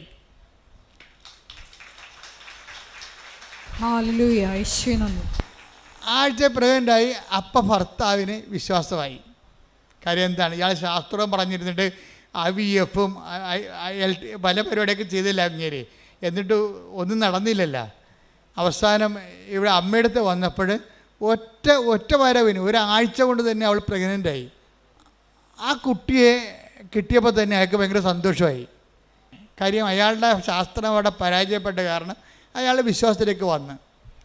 പിന്നെ എന്താ വെച്ച് കഴിഞ്ഞാൽ, പിന്നെ ആദ്യത്തെ കുഞ്ഞ് ജനിച്ച് കഴിഞ്ഞപ്പോൾ തന്നെ രണ്ടാമത്തെ കുഞ്ഞും ജനിച്ച്. അപ്പം അതിന് മറ്റേത് മുല കൂടി മാറിയില്ലെങ്കിൽ പോലും അവർ അഡ്ജസ്റ്റ് ചെയ്ത് രണ്ടാമത്തെ കുഞ്ഞിനെയും കൂടി എടുത്ത്. അമ്മയുടെ ഒരു വിഷയം എന്ന് വെച്ച് കഴിഞ്ഞാൽ, അതായത് രണ്ടാമത്തെ കുഞ്ഞിനെയും കൂടി കിട്ടിക്കഴിഞ്ഞപ്പോൾ 8 കൊല്ലമായിട്ട് കുഞ്ഞില്ലാത്ത ആൾക്കാരാണേ. ഒരു പിക്ചർ മാറുന്ന മാറ്റം കണ്ടില്ലേ, ഉടമ്പടിയിലൂടെ പിക്ചർ മാറുന്ന മാറ്റം കണ്ടില്ലേ. അതായത് ഈ രണ്ടാമത്തെ കുഞ്ഞിനെയും കിട്ടിക്കഴിഞ്ഞപ്പോൾ മൂന്നാമത്തെ കുഞ്ഞിനെയും പ്രഗ്നൻ്റായി. അതോടുകൂടി ആ ചേടത്തിയുടെ പടം കൊഴിഞ്ഞ്. നമ്മൾ വിശ്വാസികളെന്ന് പറയുന്ന ആൾക്കാർ പക്ഷെ ദൈവം അംഗീകരിക്കത്തില്ല. അതാണ് പ്രശ്നം, ദൈവം അംഗീകരിക്കത്തില്ല. ഇപ്പം എന്ത് ചെയ്ത്, അവൾക്ക് ഈ കുഞ്ഞിനെ മൂന്നാമത്തെ കുഞ്ഞിനെ കൊല്ലണം. എങ്ങനെയുണ്ട് പരിപാടി? പണ്ടൊരു കുഞ്ഞിന് വേണ്ടി തെണ്ടി നടന്നതാണ്. ഇപ്പം മൂന്നാമത്തെ കുഞ്ഞിനെ കണ്ടപ്പോൾ ഭർത്താവിൻ്റെ അടുത്ത് വന്ന് രാത്രിയും പകലും ഇവൾ നിലവിളിക്കുകയാണ്. എന്തിനാണ്?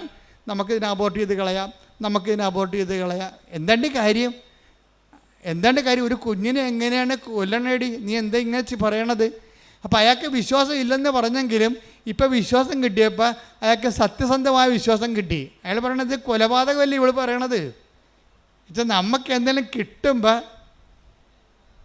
നമുക്കൊരാശ്വാസം സന്തോഷം ഉണ്ടാകുമ്പോൾ വിശ്വാസമുണ്ട്. ആ വിശ്വാസത്തിന് വേണ്ടി നമ്മൾ വില കൊടുക്കേണ്ടി വരികയാണെങ്കിൽ, അയ്യോ എൻ്റെ 5 പൈസ ഇല്ലെന്ന് പറയും, ഞാൻ ചെയ്യത്തില്ല, നമുക്ക് വേണ്ടെന്ന് പറയും. കണ്ട, ഇത് ഇങ്ങനെയൊക്കെയുള്ള കള്ള വിശ്വാസങ്ങൾ ആൾക്കാർക്കുണ്ട്. അതാണ് വിശ്വാസത്തിൻ്റെ ഗ്രേഡ് തിരിക്കണതിൻ്റെ കാര്യം. വലിയ വിശ്വാസം, ചെറിയ വിശ്വാസം എന്നൊക്കെ ഈശോ പറയത്തില്ലേ? അതിൻ്റെ കാര്യം അല്പവിശ്വാസമുണ്ട്, ചെറിയ വിശ്വാസമുണ്ട്, വലിയ വിശ്വാസമുണ്ട്.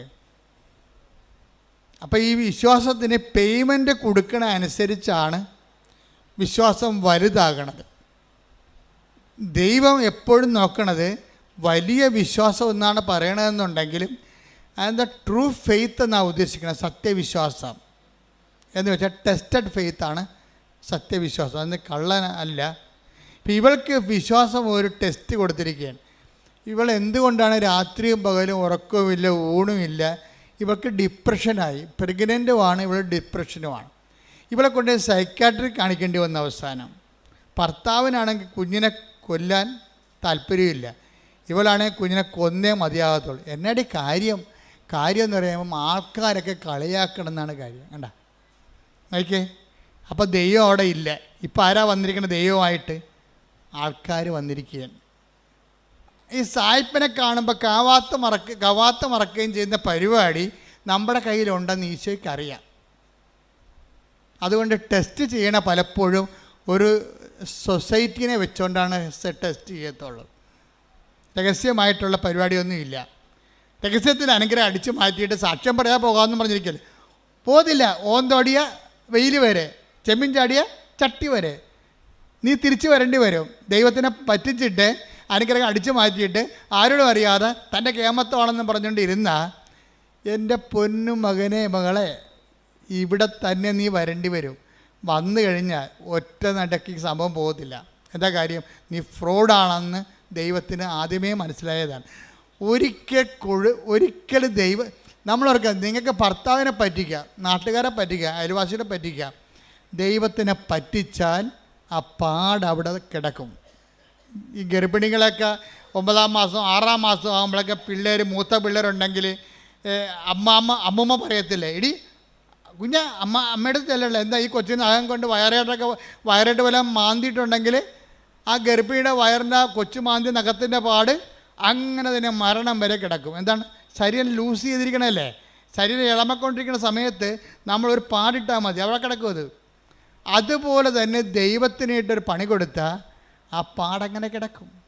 ഞാൻ ഇസ്രയേലിൽ ചെന്നപ്പോഴേ, കഴിഞ്ഞ ദിവസം നമ്മൾ ഇസ്രയേലിൻ്റെ ഇത്രയും യുദ്ധം ഉണ്ടെങ്കിലും കർത്താവ് നമ്മളവിടെ ധ്യാനിപ്പിക്കാൻ വിളിച്ചായിരുന്നു. ഞാനിപ്പോൾ കഴിഞ്ഞ ആഴ്ച ഈ സമയത്ത് ജെറുസലേമിൽ ധ്യാനിപ്പിച്ചുകൊണ്ടിരിക്കുകയാണ്. അപ്പം ജെറുസലേമിൽ ഞാൻ ചെല്ലുമ്പോൾ തന്നെ മലയാളികൾ എത്രയോ 100 കണക്കിന് മലയാളികളാണ് വരുന്നത്.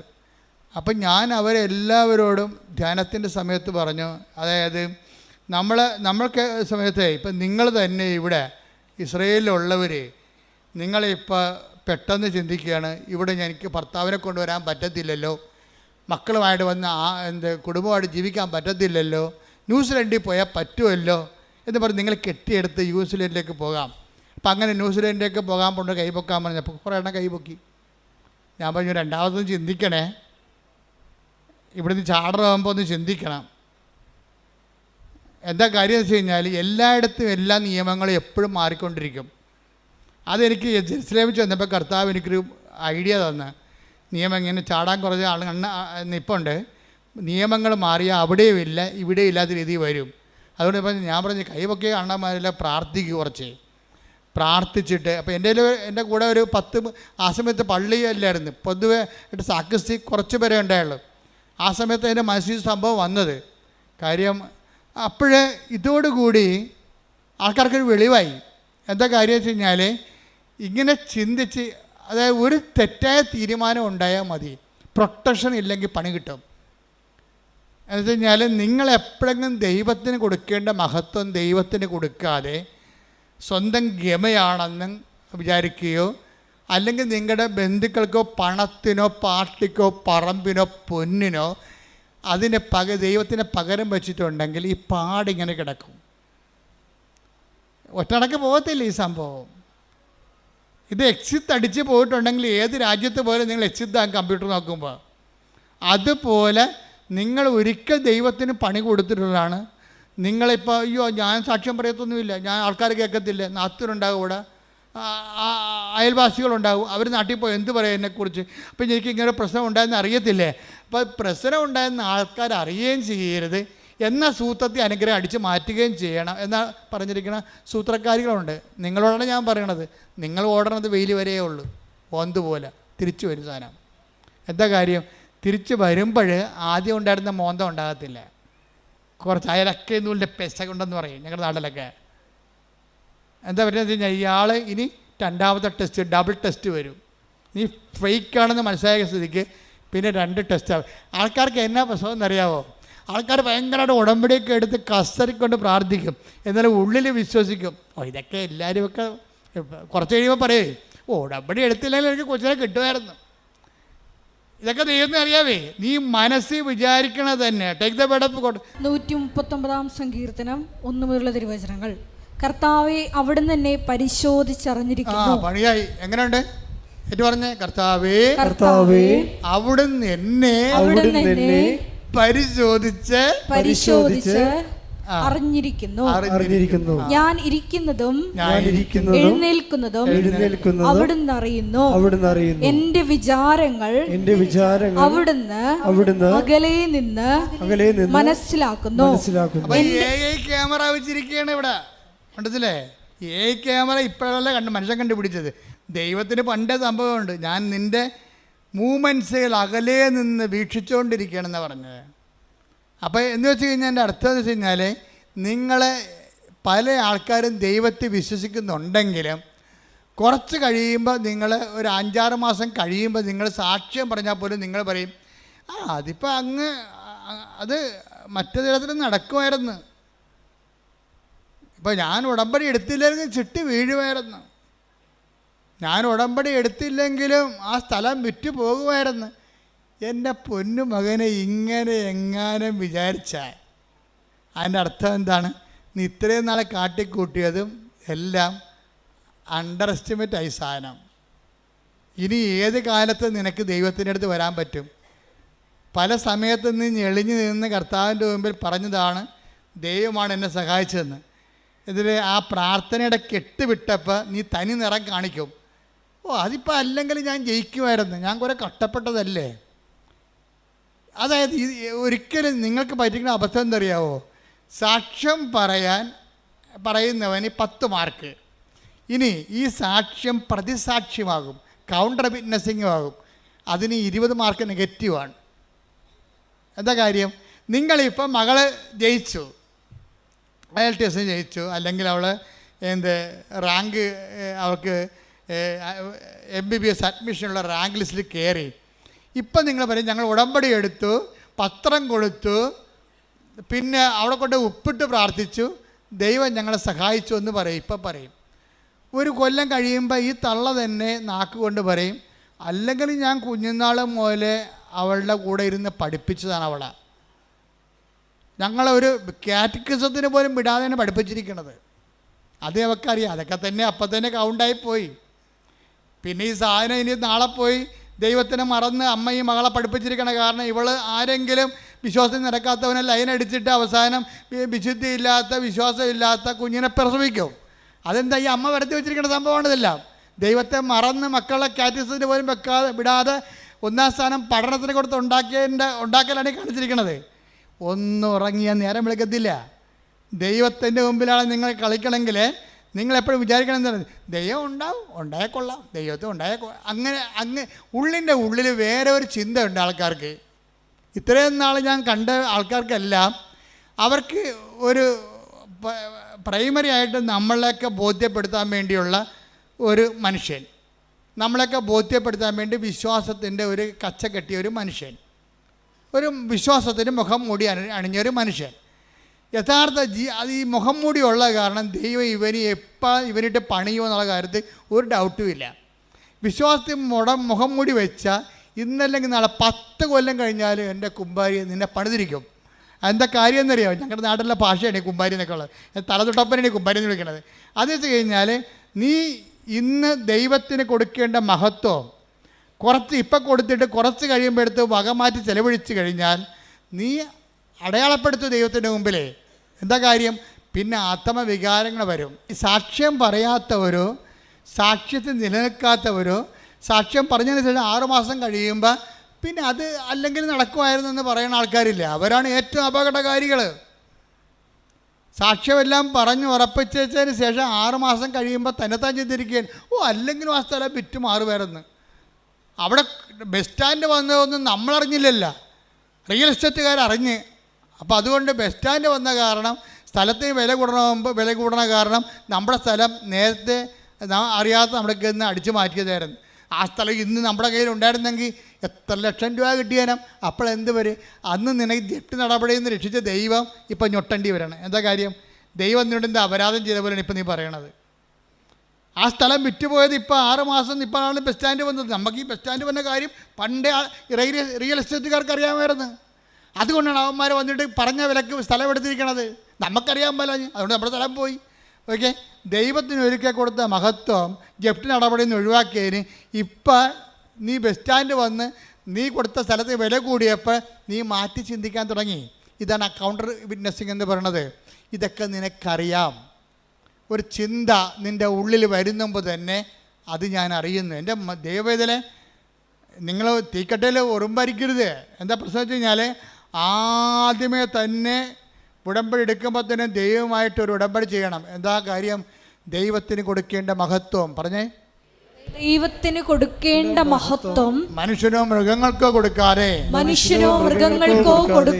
എന്റെ മരണം വരെ ദൈവത്തിന് മാത്രമേ കൊടുക്കൂ. അപ്പൊ ഈ മേഖലയിലെ കോളം കൃത്യമായിട്ട് പൂരിപ്പിച്ച പിന്നെ കുറച്ച് ആശ്വാസമായി. എന്താ കാര്യം? ഇനി നമുക്ക് പ്രശ്നമില്ല. നമ്മൾ ദൈവമായിട്ട് വിശ്വസ്തത എന്നുള്ള വിഷയത്തിൻ്റെ ഭാഗമായിട്ട് വരുന്ന പഠനങ്ങളാണിത്. ഉടമ്പടി എടുത്തതിന് ശേഷം, സാക്ഷ്യം പറഞ്ഞതിന് ശേഷം, പിന്നെ 6 മാസം കഴിയുമ്പോൾ സാക്ഷ്യം മറിച്ച് ചിന്തിക്കുമ്പോൾ അവിശ്വസ്തതയാണ് അവിടെ വരണത്. അപ്പോൾ അത് വിശ്വസ്തതയിൽ ഉടമ്പടിയുടെ കാര്യത്തിൽ വിശ്വസ്തത മരണം വരെയാണ് വരണത്. അപ്പം അങ്ങനെ വരുമ്പോൾ എന്താ വെച്ച് കഴിഞ്ഞാൽ, ദൈവം ഒരാളെ വിശ്വസിച്ച് പോയാൽ അയാളുടെ ക്വാളിറ്റി ആയിരിക്കും അത്. അല്ല ഓരോ അണ്ണന്മാർ വന്ന് അങ്ങോട്ട് ഉന്തുമ്പോൾ അങ്ങോട്ട് പോകും, ഇങ്ങോട്ട് ഉന്തുമ്പോൾ ഇങ്ങോട്ട് വരും, അങ്ങനെ എടുക്കത്തില്ല. അവിടെ ക്വാളിറ്റിയാണ്. അതിപ്പോൾ ഞാൻ അങ്ങനെ ചെയ്തു പോയി, അയാളപ്പം അങ്ങനെയോട് പറഞ്ഞപ്പോൾ എനിക്ക് അതാണ് സത്യമെന്ന് വിചാരിച്ച് ഞാൻ ഈ ദൈവത്തിനെതിരെ സംസാരിക്കുന്നതിന് വെച്ച് പൊറപ്പിക്കത്തില്ല. നിങ്ങൾ എന്നെക്കുറിച്ച് എന്ത് ചുക്ക് സംസാരിച്ചാൽ എനിക്ക് പ്രശ്നമില്ല. ഞാൻ നിങ്ങൾ മരിച്ചു പോയിട്ട് മണ്ണടിക്കുന്ന ആൾക്കാരാണ്. നിങ്ങളുടെ എന്നെ അംഗീകരിച്ചുകൊണ്ട് എനിക്ക് എന്നാ കിട്ടാനാണ്? ഒന്നും കിട്ടാനില്ല. പക്ഷേ ഞാൻ കർത്താവിൻ്റെ വചനമാണ് നിങ്ങൾ പറഞ്ഞിട്ടുണ്ടെങ്കിലല്ല, ദൈവത്തിൻ്റെ ദിവസം എനിക്കൊരു ഓർമ്മ കിട്ടും, എനിക്കത് മതി. അതുകൊണ്ടാണ് ഞാൻ ഇങ്ങനെ മോശമായിട്ട് സംസാരിക്കണത്. ജനങ്ങളെ വിശുദ്ധീകരിക്കാനും ശക്തീകരിക്കാനും മരണം വരെ ദൈവത്തിൻ്റെ തിരുസന്നിധി കർത്താവിൻ്റെ വിശുദ്ധമായ രക്തത്തെ വീണ്ടെടുക്കപ്പെട്ട ദൈവത്തിൻ്റെ അവകാശമായി നിങ്ങളെ സംരക്ഷിക്കാനുള്ള ബാധ്യതയ്ക്കാണ് ഈ പട്ടം മേടിച്ചിരിക്കുന്നത്. ഞാൻ എന്തെങ്കിലും നിങ്ങൾ പറയണമെന്ന് വെച്ച് കഴിഞ്ഞാൽ, ഞാൻ നിങ്ങൾ നിശ്ചയിക്കല് ചെയ്യണത്, നിങ്ങൾക്ക് ഉപ്പായിക്കൊണ്ട് നിങ്ങൾ കേടുവരാൻ സൂക്ഷിക്കപ്പെടണമെന്നുണ്ട്. എവിടെ വരെയാണ്? നിത്യതയിൽ ദൈവത്തെ കണ്ടെത്തുന്നവരെ. വാട്ട് സ്പിരിറ്റ് ലീഡ്സ് യു എന്ന് കർത്താവ് ചോദിച്ചത് എന്തുകൊണ്ടാണ്? എന്തരൂപിയാണ് നിങ്ങൾ നയിക്കണതെന്ന് കർത്താവ് എപ്പോഴും ഇൻസ്പെക്ട് ചെയ്യുന്ന ഒരു ചോദ്യമാണത്.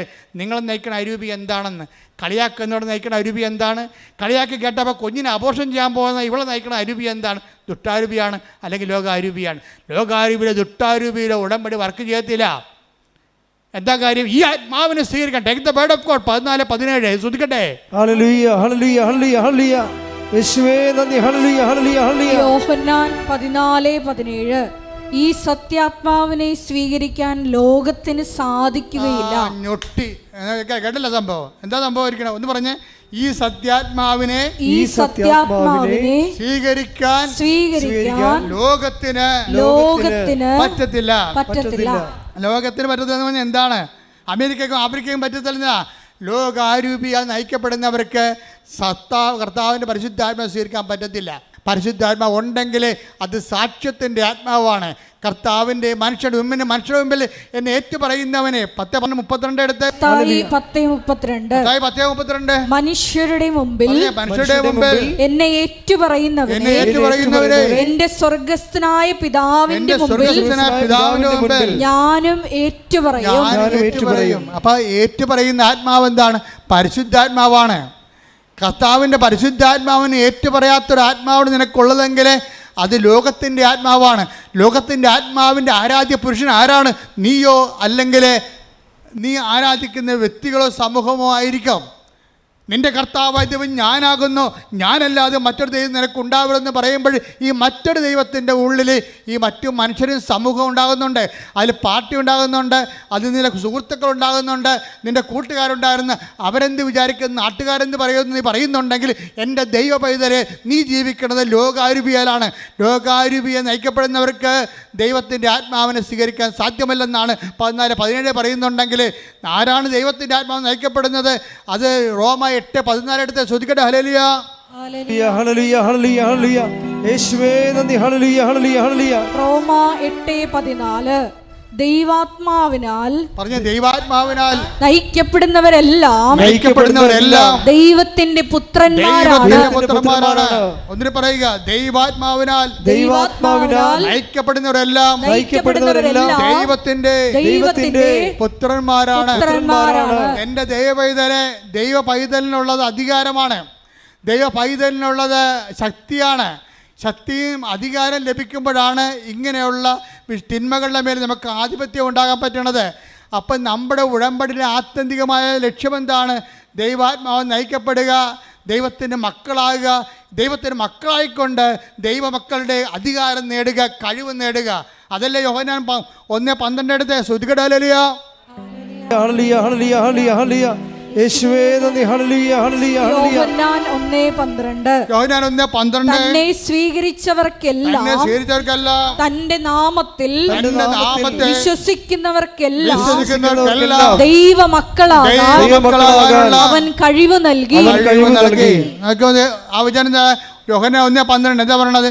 തന്നെ സ്വീകരിച്ചവർക്കെല്ലാം, പറഞ്ഞേ, തന്നെ സ്വീകരിച്ചവർക്കെല്ലാം, തന്റെ നാമത്തിലെ വിശ്വസിക്കുന്നവർക്കെല്ലാം, തന്റെ നാമത്തിലെ വിശ്വസിക്കുന്നവർക്കെല്ലാം, തന്റെ നാമത്തിലെ വിശ്വസിക്കുന്നവർക്കെല്ലാം ദൈവമക്കളാകാനുള്ള കഴിവ് നൽകി. കൈയടിക്കട്ടെ, ശ്രുതിക്കട്ടെ. ഹല്ലേലൂയ ഹല്ലേലൂയ ഹല്ലേലൂയ ഹല്ലേലൂയ. യേശുവേ ഹല്ലേലൂയ ഹല്ലേലൂയ ഹല്ലേലൂയ ഹല്ലേലൂയ. ഒരുമിച്ച് പാടുക. ഹല്ലേലൂയ ഹല്ലേലൂയ ഹല്ലേലൂയ ഹല്ലേലൂയ. അഭിഷേകം ചെയ്യണേ, അഗ്നിയാൽ പരിശുദ്ധി നൽകണേ. തിരുരക്തത്താൽ അഭിഷേകം ചെയ്യണേ, അഗ്നിയാൽ പരിശുദ്ധി നൽകണേ. ആത്മാവാം ദൈവമേ വരണേ, എന്റെ ഉള്ളിൽ വസിക്കാൻ വരണേ. ആത്മാവാം ദൈവമേ വരണേ, എന്റെ ഉള്ളിൽ വസിക്കാൻ വരണേ. ദാഹിച്ചു നിന്നെ ഞാൻ തേടുന്നു, സ്വർഗം ദൂരം ഇറങ്ങി നീ വരണേ. ദാഹിച്ചു നിന്നെ ഞാൻ തേടുന്നു, സ്വർഗം ദൂരം ഇറങ്ങി നീ വരണേ. ആത്മാവാം ദൈവമേ വരണേ. പാടുക എല്ലാവരും. എന്റെ ഉള്ളിൽ വസിക്കാൻ വരണേ.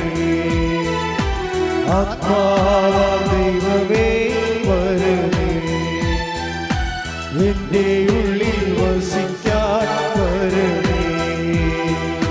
ദാഹിച്ചു നിന്നെ ഞാൻ തേടുന്നു, സ്വർഗം ദൂരം ഇറങ്ങി നീ വരണേ. ദാഹിച്ചു നിന്നെ ഞാൻ തേടുന്നു, സ്വർഗം ദൂരം ഇറങ്ങി നീ വരണേ. ആത്മാവാം ദൈവമേ വരണേ, എന്റെ ഉള്ളിൽ വസിക്കാൻ വരണേ. ആത്മാവാം ദൈവമേ വരണേ, എന്റെ ഉള്ളിൽ വസിക്കാൻ വരണേ. പരിശുദ്ധ പരമദിവ്യകാരുണ്യത്തിന് നേരവും ആരാധനയും സ്തുതിയും പുകഴ്ചയും ഉണ്ടായിരിക്കട്ടെ. എൻ്റെ ദൈവത്തിലെ ഇതുപോലെ ഓരോ പ്രോബ്ലങ്ങള് സോൾവ് ചെയ്താണ് നമ്മൾ ദൈവമക്കളുടെ കഴിവ് നേടുന്നത്. മനസ്സിലായില്ലേ? എന്താ പറഞ്ഞിരിക്കണത്? യോഹന്നാൻ 2:12 എന്താ 1:12 എന്താ പറയണത്? തൻ്റെ നാമത്തിൽ, പറഞ്ഞേ, തൻ്റെ നാമത്തിൽ വിശ്വസിക്കുന്നവർക്കെല്ലാം ദൈവമക്കളാകാനുള്ള കഴിവ് നൽകി. തൻ്റെ നാമത്തിൽ വിശ്വസിക്കുക എന്ന് പറഞ്ഞാൽ എന്താ അർത്ഥം? നമ്മൾ വിശ്വാസം എന്ന് പറയും. വിശ്വാസം എന്ന് പറഞ്ഞാൽ എന്തെങ്കിലും വിശ്വാസം അല്ലല്ലോ. ദൈവവിശ്വാസം എന്ന് പറഞ്ഞാലും ക്രിസ്ത്യ വിശ്വാസത്തിൽ വരുമ്പോൾ ഒറ്റ വിശ്വാസമേ ഉള്ളൂ. ക്രിസ്ത്യ വിശ്വാസം എന്ന് പറയുമ്പോൾ റാൻഡമായിട്ട് ഇങ്ങനെ ജനറലായിട്ട് ദൈവത്തെ വിശ്വസിക്കണമല്ല. Very particular and personal. അവർ faith is very particular and personal. എന്താണ്? അവർ faith is in the name of Jesus Christ. അവൻ്റെ നാമത്തിലാണ് വിശ്വസിക്കുന്നത്. പറഞ്ഞ്, എൻ്റെ വിശ്വാസം അവന്റെ നാമത്തിൽ വിശ്വസിക്കുന്ന എനിക്ക് ദൈവമക്കളാകാനുള്ള കഴിവ് നൽകുന്ന നല്ല പിതാവേ, നന്ദി പറയുന്നു, എനിക്ക് സ്തോത്രം ചെയ്യുന്നു, ആരാധിക്കുന്നു. ശ്രുതികടേ. ഹല്ലേലൂയ ഹല്ലേലൂയ ഹല്ലേലൂയ ഹല്ലേലൂയ. യേശുവേ ഹല്ലേലൂയ ഹല്ലേലൂയ. യേശുവേ ആരാധന ആരാധന. മഹത്വം മഹത്വം ആരാധന ആരാധന ഹല്ലേലൂയ ഉന്നതൻ നീ, അത്യുന്നതൻ നീ, നിന്നെ പോലൊരു ദൈവമില്ല. ഉന്നതൻ നീ, അത്യുന്നതൻ നീ, നിന്നെ പോലൊരു ദൈവമില്ല. അത്ഭുതവാ അതിശയവാ നീ മാത്രമേ ദൈവമെന്നും. അത്ഭുതവാ അതിശയവാ നീ മാത്രമേ ദൈവമെന്നും. Price the Lord. എൻ്റെ ദൈവം ഈ വിഷയത്തിൽ ഒരു ക്ലാരിറ്റി ഉണ്ടാക്കണം നല്ലതാണ്. കൃപാസനം ധ്യാനത്തിൻ്റെ ഒരു പ്രത്യേകത നിങ്ങൾ അറിയാം, അത് ലളിതമായിരിക്കും, വ്യക്തമായിരിക്കും വിഷയം. നിങ്ങളോട് എന്താ പറഞ്ഞത്? വിശ്വാസം നിങ്ങൾ ക്ലാരിഫൈ ചെയ്യണം. Clarifying the faith. എന്താ സംഭവം? നമ്മുടെ വിശ്വാസം എവിടെയാണ്? അവൻ്റെ നാമത്തിലാണ്. ആരുടെ നാമത്തിലാണ്? യേശുവിൻ്റെ നാമത്തിലാണ് വിശ്വസിക്കണം. ഈ യേശുവിൻ്റെ നാമത്തിലുള്ള വിശ്വാസം എന്തുകൊണ്ടാണ് നമ്മൾ അവൻ്റെ നാമത്തിൽ വിശ്വസിക്കണം? എന്താ കാര്യം? അവൻ്റെ നാമത്തിൽ, വേറെ എന്തെങ്കിലും നാമത്തിൽ വിശ്വസിക്കാൻ പാടില്ലേ? എല്ലാ മതങ്ങളും ഓരോ വഴികളാണെന്നല്ലേ പറയണത്. വേറെ ഏതെങ്കിലും നാമത്തിൽ വിശ്വസിക്കാൻ പാടില്ലേ? പറ്റത്തില്ല. എന്താ കാര്യം? അവൻ മാത്രമാണ് നിൻ്റെ പാപത്തിന് പരിഹാരം ചെയ്തത്. അതാ വിഷയം. അവൻ്റെ നാമത്തിൽ അവൻ പ്രകൃത്യാ ദൈവമായിരിക്കവേ, പറഞ്ഞേ, അവൻ പ്രകൃത്യ ദൈവമായിരിക്കവേ ദൈവത്തോടുള്ള സമാനത, ദൈവത്തോടുള്ള സമാനത മുറുകെ പിടിക്കേണ്ട കാര്യമായി പരിഗണിക്കാതെ തന്നെ തന്നെ താഴ്ത്തി മരണത്തോളം കുരിശു മരണത്തോളം തന്നെ തന്നെ താഴ്ത്തി. അതിനാൽ ദൈവം അവനെ അത്യധികം ഉയർത്തി എല്ലാ നാമങ്ങളെക്കാൾ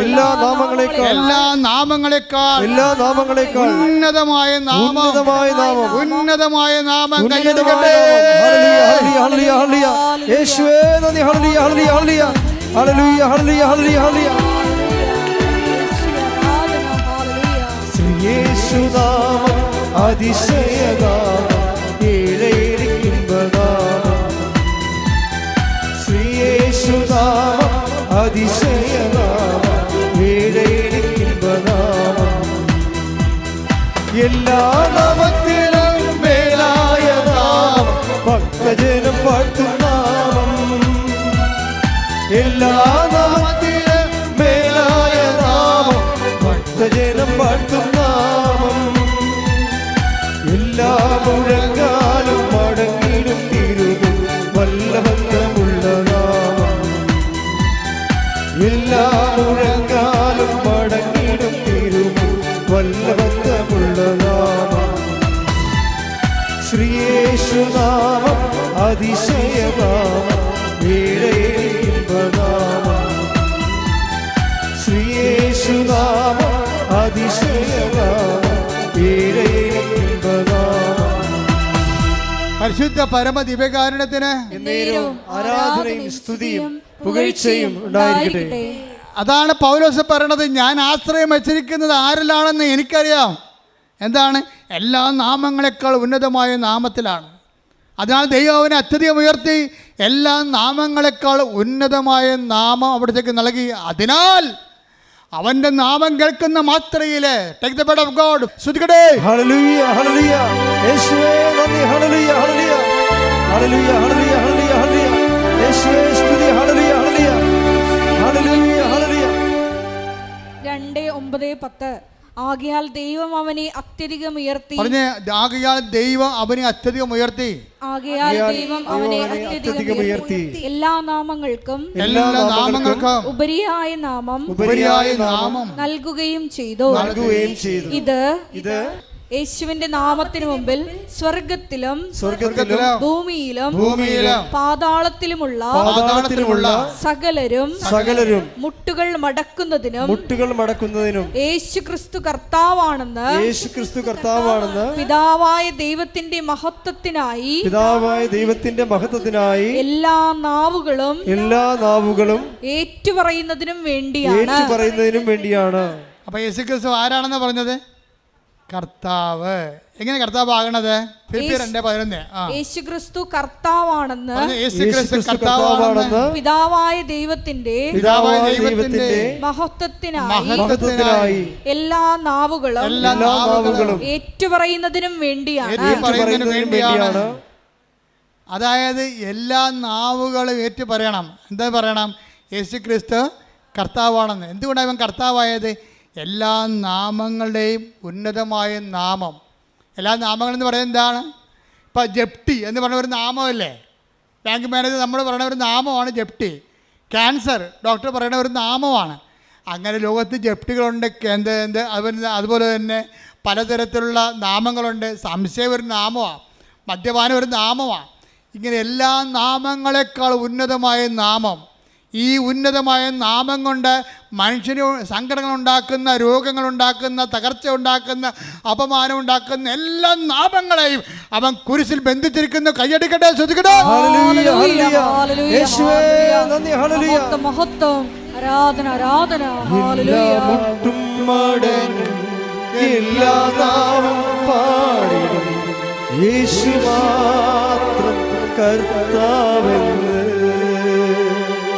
എല്ലാ മുട്ടും മടങ്ങും, എല്ലാ നാവും പാടും, യേശു കർത്താവെന്ന്. അപ്പം നിങ്ങൾക്കൊരു സങ്കടം ഉണ്ടാകുമ്പോൾ, നിങ്ങൾക്ക് രോഗം ഉണ്ടാകുമ്പോൾ നിങ്ങൾ എന്താ പറയണത്? യേശുവേ, യേശുവേ, എൻ്റെ കർത്താവേ, എൻ്റെ ദൈവമേ. ഏറ്റവും ശക്തമായ ഒരു സുഹൃദൈവമാണ്. എന്താണ്? എൻ്റെ കർത്താവേ, യേശുവേ, എൻ്റെ ദൈവമേ. എൻ്റെ കർത്താവേ, യേശുവേ, എൻ്റെ ദൈവമേ എന്ന് വെച്ചതിൻ്റെ അർത്ഥം എന്താണ്? ഈ നാമത്തിൻ്റെ അപ്പുറത്ത് വേറെ ഒരു നാമവുമില്ലെന്ന് ഞാൻ പ്രഖ്യാപിക്കുന്നു. അനുഭവത്തിൽ ഈ അനുഭവങ്ങൾ തരണം എന്തിനാ? നിങ്ങളെ ഉയർത്താൻ വേണ്ടിയാണ്, അല്ല താഴ്ത്താൻ വേണ്ടിയല്ല. ഈ അനുഭവങ്ങളുടെ മെക്കാനിസം പഠിക്കണം. ഓരോ അനുഭവങ്ങളും തരണം എന്തിനാണ്? നിങ്ങളെ ഉയർത്താൻ വേണ്ടിയാണ്. പല ആൾക്കാരും അനുഭവം കൊണ്ട് താഴ്ന്നു പോവുകയാണ്. അതെന്താ കാര്യം? യേശു ക്രിസ്തുവിനെ സ്വീകരിച്ചില്ലെങ്കിൽ അനുഭവങ്ങൾ കൊണ്ട് താഴ്ന്നു പോകാൻ സാധ്യതയുണ്ട്. അനുഭവങ്ങൾ എന്താണ്? അനുഭവങ്ങളിലൂടെയാണ് അവൻ ഓരോരുത്തർക്കും ഓരോ കാലം നൽകുന്നു. Take the word of God. അപ്പോസ്തല പ്രവർത്തനങ്ങൾ 17:26. ഭൂമുഖം മുഴുവൻ വ്യാപിച്ചു വസിക്കാൻ വേണ്ടി അവിടുന്ന് ഒരുവനിൽ നിന്ന് എല്ലാ ജനപദങ്ങളെയും സൃഷ്ടിച്ചു. അവർക്ക് വിഭിന്ന കാലങ്ങളും വാസഭൂമികളും നിശ്ചയിച്ചു കൊടുത്തു. ഇത് അവർ ദൈവത്തെ അന്വേഷിക്കുന്നതിനും ഒരുപക്ഷേ അനുഭവത്തിലൂടെ അവിടുത്തെ കണ്ടെത്തുന്നതിനും വേണ്ടിയാണ്. അപ്പോൾ ഓരോ പ്രശ്നം ഉണ്ടാകണേ എന്തിനാണ്? ദൈവത്തെ അന്വേഷിക്കാനാണ്, അല്ല പിശാചിനെ അന്വേഷിക്കാനല്ല. ഓരോ അനുഭവങ്ങൾ ഉണ്ടാകുമ്പോൾ ദൈവത്തെ അറിയാൻ പാടില്ലാത്തവർ ആഭിചാക്കാരെയും കുട്ടിച്ചാത്തിനൊക്കെ അന്വേഷിക്കും. എന്താ കാരണം? ദൈവത്തെ അറിയത്തില്ല. ഓരോ അനുഭവങ്ങൾ ഉണ്ടാകണേ എന്തിനാണ്? ഓരോ സങ്കടങ്ങളും പ്രശ്നങ്ങളും ഉണ്ടാകണേ എന്തിനാണ്? നിങ്ങൾ അത് ദൈവത്തെ അന്വേഷിക്കാനും അന്വേഷിച്ച് അവിടുത്തെ കണ്ടെത്താനും വേണ്ടിയാണ്. പക്ഷേ ദൈവത്തെ അറിയാൻ പാടില്ലാത്തവർ പല പല ക്രിയകൾ ചെയ്തുകൊണ്ട് നടക്കും.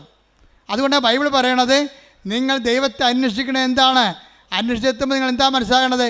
യേശു കർത്താവാണെന്ന് പ്രഖ്യാപിക്കും. നിങ്ങൾ എന്താ കാര്യം? എല്ലാ നാമങ്ങളെക്കാൾ ഉന്നതമായ നാമമുള്ളവനാണ് കർത്താവ്. അങ്ങനെ യേശു കർത്താവാണെന്ന് എന്ത് ചെയ്യണം? അധരം കൊണ്ടേറ്റ് പറയണം. മനസ്സിലായില്ലേ? ദൈവനെ മരിച്ചവർ ഉയർപ്പിച്ചെന്ന് ഹൃദയത്തിലെ വിശ്വസിക്കണം.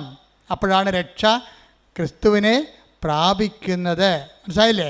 ക്രിസ്തുവിനെ ഓരോ വിഷയത്തിൽ പ്രാപിക്കാൻ പറ്റും. നിങ്ങളുടെ ജീവിത മണ്ഡലങ്ങളിൽ പ്രാപിച്ചാൽ അതിനെ ബ്ലെസ്സിങ് എന്ന് പറയും. ക്രിസ്തുവിനെ നിങ്ങളുടെ ശരീരത്തിൽ പ്രാപിച്ചാൽ അതിനെ ഹീലിംഗ് എന്ന് പറയും. ക്രിസ്തുവിനെ നിങ്ങൾ ആത്മാവിൽ പ്രാപിച്ചാൽ അതിനെ നിത്യരക്ഷയ്ക്ക് വേണ്ടിയുള്ള കൃപയെന്ന് പറയും. കാര്യം എന്താണ്? ക്രിസ്തു എല്ലാമാണ്, എല്ലാവരിലുമാണ്. കൊളോസ്യസ് 3:11 കൈയടിച്ച് സ്തുതിക്കട്ടെ. ഹല്ലേലൂയ ഹല്ലേലൂയ ഹല്ലേലൂയ ഹല്ലേലൂയ ഹല്ലേലൂയ യേശുവേ നന്ദി. ഹല്ലേലൂയ ഹല്ലേലൂയ ഹല്ലേലൂയ ഹല്ലേലൂയ. കൊളോസ്സോസ് 3:11 ക്രിസ്തു എല്ലാമാണ്, ക്രിസ്തു എല്ലാമാണ്, ക്രിസ്തു എല്ലാമാണ്, എല്ലാവരിലുമാണ്, എല്ലാവരിലുമാണ്. അപ്പോൾ ഇവിടുത്തെ കാത്തലിക്സ് അല്ലാത്തവരും ക്രിസ്ത്യൻസ് അല്ലാത്തവരും ഒന്നും വിഷമിക്കേണ്ട കാര്യമില്ല. നിങ്ങളുടെ കണ്ണീരിൻ്റെ കാലത്ത് നിങ്ങൾ കർത്താവിനെയാണ് വിളിക്കണത്. എല്ലാ വിഷയത്തിൻ്റെയും നാമത്തിൻ്റെയും അതിനാഥനായ കർത്താവിനെ വിളിക്കണമെന്നുണ്ടെങ്കിൽ അത് സത്യസന്ധമായിരിക്കണമെന്ന് മാത്രമേ ഉള്ളൂ. ക്രിസ്തുവിനേക്കാൾ ഉപരി, എന്നെക്കാൾ ഉപരി സ്വന്തം വീട്ടുകാരെയോ നാട്ടുകാരെയോ ബന്ധുക്കളെയോ സ്വന്തപ്പെട്ടവരെയോ സ്നേഹിക്കുന്നവൻ ഐ ഡോണ്ട് വാണ്ട്, എനിക്ക് ആവശ്യമില്ലെന്ന് ഈശോ പറഞ്ഞത്. Take the blood of God. സ്തുതിക്കട്ടെ. ഹല്ലേലൂയ ഹല്ലേലൂയ ഹല്ലേലൂയ ഹല്ലേലൂയ ഹല്ലേലൂയ യേശുവേ നന്ദി. ഹല്ലേലൂയ ഹല്ലേലൂയ. മത്തായി 10:37 എന്നേക്കാൾ അധികം, പറഞ്ഞ എന്നേക്കാൾ അധികം, പിതാവിനെയോ മാതാവിനെയോ സ്നേഹിക്കുന്നവൻ എനിക്ക് യോഗ്യനല്ല. എന്നേക്കാൾ അധികം പുത്രനെയോ പുത്രിയെയോ സ്നേഹിക്കുന്നവനും എനിക്ക് യോഗ്യനല്ല. സ്വന്തം കുരിശെടുത്ത് എന്നെ അനുഗമിക്കാത്തവൻ എനിക്ക് യോഗ്യനല്ല. ഒരു വിഷയം അതിൽ തന്നെ കുരിശല്ല. ക്രിസ്തുവിനെ മാറ്റിക്കൊണ്ടാക്കുന്ന വിഷയത്തെ സമീപിക്കുമ്പോഴാണ് അത് കുരിശാകണത്. അതൊരു ബ്ലെസ്സിങ് ആണ്. മൂന്നാമത്തെ ഭർത്താവ്, വിശ്വാസമില്ലാത്ത ഭർത്താവിന് വിശ്വാസം കിട്ടിയപ്പോഴേ അയാൾ അത് ബ്ലെസ്സിങ് ആയിട്ടാണ് കണ്ടത്. യേശുവിനെ കർത്താവിൻ്റെ സ്ഥാനത്ത് തള്ളിക്കളയുകയും ഇവരുടെ സൗകര്യത്തിന് വേണ്ടി നാട്ടുകാരെ കർത്താവിൻ്റെ സ്ഥാനത്ത് കാണുകയും ചെയ്യുമ്പോഴാണ് യേശുവിൻ്റെ വചനത്തെക്കാൾ നാട്ടുകാരുടെ വചനത്തിന് പ്രാധാന്യം കൊടുക്കും. നാട്ടുകാരുടെ വചനത്തെ മാത്രമല്ല, പലരും പെട്ടിരിക്കണ കൂട്ടുകാരുടെ വചനത്തെ വചനം കൊടുത്തിട്ടാണ്. പലരും പെട്ടിരിക്കണത് കർത്താവിൻ്റെ വചനം നേരെ ചൊവ്വയുള്ള സംഭവമാണ്. നിങ്ങളുടെ കയ്യിൽ ഉടായ്പുണ്ടെങ്കിൽ മാത്രമേ കൂട്ടുകാരുടെ വചനത്തിന് പ്രാധാന്യം കൊടുക്കുകയുള്ളൂ. എനിക്ക് ഏറ്റവും പേടി ആൻറ്റിമാരെയാണെന്ന് ഞാൻ എപ്പോഴും പറയും. എല്ലാ പ്രസംഗത്തിലും പറയും ആൻറ്റിമാരെ. കാര്യം ഞാൻ അനുഭവിച്ചിട്ടുള്ളൊരു ജന്മമാണത്. നിങ്ങളുടെ പല മക്കളും വഴിതെറ്റിപ്പോയതിൻ്റെ പിന്നിൽ ഈ ആൻറ്റിമാരുടെ കൈയുണ്ട്. അവർ വഴിപിഴപ്പിച്ചിട്ടാണ്. അവർ നല്ല വാക്ക് ഒരു ശാസനം കൊടുക്കുന്ന ആൻറ്റിമാരില്ലെന്നല്ല പറയണത്. പലപ്പോഴും നിങ്ങളുടെ ശമ്പളമോ നിങ്ങളുടെ ഈ അവിടെ നിന്ന് യൂറോപ്പിൽ അവിടെയൊക്കെ വരുമ്പോൾ ഉണ്ടാകുന്ന അല്ലെങ്കിൽ നിങ്ങളുടെ നാട്ടിലെ ശമ്പളത്തിൽ നിന്ന് എന്തെങ്കിലുമൊക്കെ നക്കാപ്പിച്ച കിട്ടി വളരണ ആൻറ്റിമാരും കൂട്ടുകാരും ഒക്കെ ആയിരിക്കും നിങ്ങളെ ദൈവത്തിൽ നിന്ന് അകറ്റണത്. ഒരുവൻ്റെ ശത്രു അവൻ്റെ കുടുംബത്തിൽ തന്നെയെന്ന് കർത്താവ് പറഞ്ഞു. അതുകൊണ്ടാണ്. ശ്രുതിക്കട്ടെ. ഹല്ലേലൂയ. Take the blood of God. മത്തായി 10:36 സ്വന്തം കുടുംബത്തിൽപ്പെട്ടവർ തന്നെയായിരിക്കും ഒരുവൻ്റെ ശത്രുക്കൾ. ക്രിസ്തുവിനെ നമ്മൾ നകറ്റിക്കളയുന്ന ആൾക്കാരുടെ പേരാണ് എന്താണ്? ശത്രു. അവൻ ആരായിരിക്കും? മിക്കവാറും നിങ്ങളുടെ കുടുംബത്തിൽ തന്നെയായിരിക്കും. നിങ്ങളുടെ കുടുംബത്തിൽ തന്നെയായിരിക്കും. അപ്പോൾ നിങ്ങളെന്താ ചെയ്യണം? എല്ലാ കാര്യങ്ങൾക്കും കർത്താവിൻ്റെ വചനങ്ങളുണ്ട്. ഇല്ലെങ്കിൽ അതിൻ്റെ സത്യാവസ്ഥ ആ ഒരു സാഹചര്യത്തിൽ നിങ്ങൾ എന്താണ് ചെയ്യേണ്ടതെന്ന് പറയാൻ വേണ്ടി ഞങ്ങളെപ്പോലുള്ളവർ അഭിഷേകം ചെയ്ത് വെച്ചിട്ടുണ്ട്.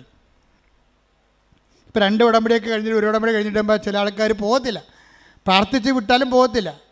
നിനക്കിടിയാണെങ്കിൽ ഞാൻ പറഞ്ഞു എന്തടി അച്ഛാ അതെ ഇത് അവസാനത്തെ പരീക്ഷ ഞാൻ എഴുതണ വേണ്ടതെന്നൊന്ന് പറയണം.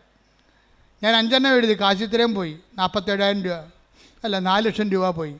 ഇനി ഒരു പരീക്ഷ കൂടിയാണ്, കാശും വിട്ട് തരത്തില്ല, ഞാൻ എഴുതണ വേണ്ടെന്ന് പറയണം. അപ്പോൾ ഞാൻ അവർക്ക് തട്ടുതടിച്ച് പറഞ്ഞ് നീ എഴുതടി എന്ന് പറയും. എന്താ കാര്യം? അത് അധികാരമാണ്. ഞാനത് പറയുന്നത് എന്താണ്? കർത്താവിലാണ് പറയണത്. പിന്നെ എൻ്റെ റിസ്ക് ആർക്കാണ്? കർത്താവിലാണ്. ഞാനും അവളും കർത്താവിൽ വിശ്വസിക്കുന്നു. അപ്പോൾ കർത്താവ് തീർച്ചയായിട്ടും അധികാരം എന്ന് പറയും. അപ്പോൾ ദൈവമക്കൾക്കുള്ള അധികാരം എന്ന് പറയുന്നത് മക്കളെ ഇനിയുള്ള കാലങ്ങളുടെയും കരിസ്മാറ്റിക് കാലങ്ങളിൽ നമുക്കുണ്ടായിരുന്നത് അത്ഭുതങ്ങളും അടയാളങ്ങളുമാണ്. ശക്തിയുടെ പ്രകടരൂപങ്ങളാണ് അത്ഭുതങ്ങളും അടയാളങ്ങൾ. പക്ഷേ ഇവാഞ്ചലൈസേഷൻ നമുക്ക് വേണ്ടത് അധികാരമാണ് വേണ്ടത്.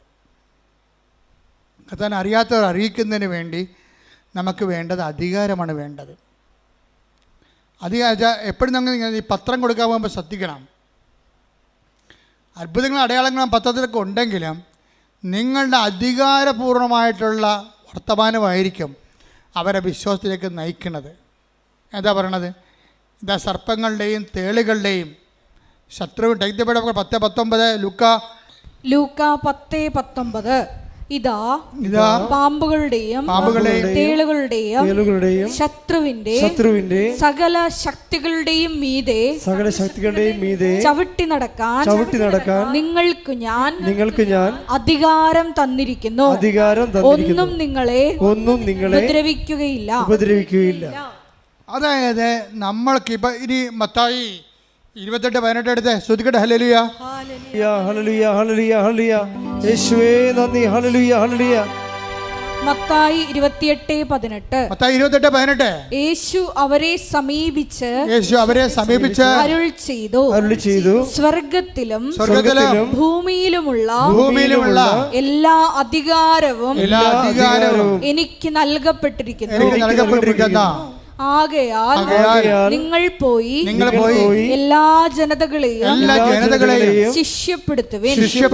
പിതാവിന്റെയും പുത്രന്റെയും പരിശുദ്ധാത്മാവിന്റെയും നാമത്തിൽ അവർക്ക് ജ്ഞാനസ്നാനം നൽകുവിൻ. ഞാൻ നിങ്ങളോട് കൽപ്പിച്ചവയെല്ലാം അനുസരിക്കാൻ അവരെ പഠിപ്പിക്കുവിൻ. യുഗാന്തം വരെ എന്നും ഞാൻ നിങ്ങളോട് കൂടെ ഉണ്ടായിരിക്കും. സംഭവം മനസ്സിലായില്ലേ നിങ്ങൾക്ക്? ഈ സുവിശേഷം കൈമാറ്റത്തിന് വേണ്ടത് അധികാരമാണ്, ശക്തിയല്ല. ശക്തിയും അടയാളം മാത്രമല്ല, അധികാരം വേണം. അധികാരം വേണമെന്നുണ്ടെങ്കിൽ അധികാരത്തിന് എപ്പോഴും നമുക്കറിയാം അധികാരം എങ്ങനെ ഉണ്ടാകണം. സഭയിൽ അധികാരം ഉണ്ടാകാൻ ഒത്തിരി മാർഗങ്ങളുണ്ട്. അധികാരം ഉണ്ടാകാൻ ഒത്തിരി മാർഗങ്ങൾ നമുക്കുണ്ട്. അത് ഒരു അധികാരം ലോ സ്റ്റാറ്റസിങ് ആണ്. ഉടമ്പടിയിലെ ഏറ്റവും ഘടകമാണ് ലോ സ്റ്റാറ്റസിങ്. എന്നുവെച്ചാൽ അതിനാൽ അത്യധികം അവനെ ഉയർത്തി എല്ലാ നാമങ്ങൾക്ക് ഉന്നതമായ നാമം അവിടത്തേക്ക് നൽകി. അവന് നാമം കേൾക്കുമ്പോഴേ താഴെ പാതാളത്തിന് ഭൂസ്വർഗങ്ങളുമുള്ള എല്ലാ ജീവജാലങ്ങളും മുഴങ്കാൽ മടക്കേണ്ടിയിരിക്കുന്നു. അധികാരത്തിന് ശക്തി അതാണ്. അധികാരമെന്ന് പറയുമ്പോൾ അധികാരമുള്ളവർക്ക് മാത്രമേ സുവിശേഷ വേല ചെയ്യാൻ പറ്റത്തുള്ളൂ. അതുകൊണ്ട് നിങ്ങൾ പത്രം കൊടുക്കുന്നവർ കർത്താവേ സുവിശേഷ ചൈതന്യത്തിൻ്റെ അധികാരം തരാൻ പ്രാർത്ഥിക്കണം. കാരണം നിങ്ങൾ പോണ തേളുകളുടെയും പാമ്പുകളുടെയും ശത്രുവിൻ്റെ സകല ശക്തികളുടെ നേർക്കാണ് പോണത്. നിങ്ങൾ പറയും അച്ഛന് കാശുണ്ടാക്കാനാണത്. നിങ്ങൾക്ക് എന്ത് കാര്യം? നിങ്ങൾക്ക് വിദ്യാഭ്യാസമില്ലേ? നിങ്ങൾക്ക് എന്താ പത്രം നടക്കേണ്ട കാര്യമുണ്ട്? ഇതാ ശത്രുക്കളുടെയും തേളുകളുടെയും ശത്രുവിൻ്റെ പിശാചിൻ്റെ എല്ലാ ശക്തികളുടെ അടുത്തേക്കാണ് നിങ്ങൾ പോണത്. ആ ശക്തിയെ അതിജീവിക്കുന്ന അധികാരം തന്നാൽ നിങ്ങളെ വിടുന്നത്. അതുകൊണ്ട് തന്നെ നിങ്ങൾ 10:19 പറഞ്ഞുകൊണ്ടിരിക്കണം എന്ന് പറഞ്ഞ ഇതാ ശത്രുവിൻ്റെ ലൂക്ക 10:19 പറഞ്ഞ ഇതാ ശത്രുവിൻ്റെ സകല ശക്തികളുടെ മേൽ ചവിട്ടി നടക്കാൻ അധികാരം തന്ന എന്റെ കർത്താവേ നിന്റെ നാമത്തെ പ്രഘോഷിക്കുന്നതിനായി എന്നെ ശക്തീകരിക്കണമേ. നിന്റെ നാമത്തെ കൈ മാറുന്നതിനായി എന്നെ ശക്തീകരിക്കണമേ.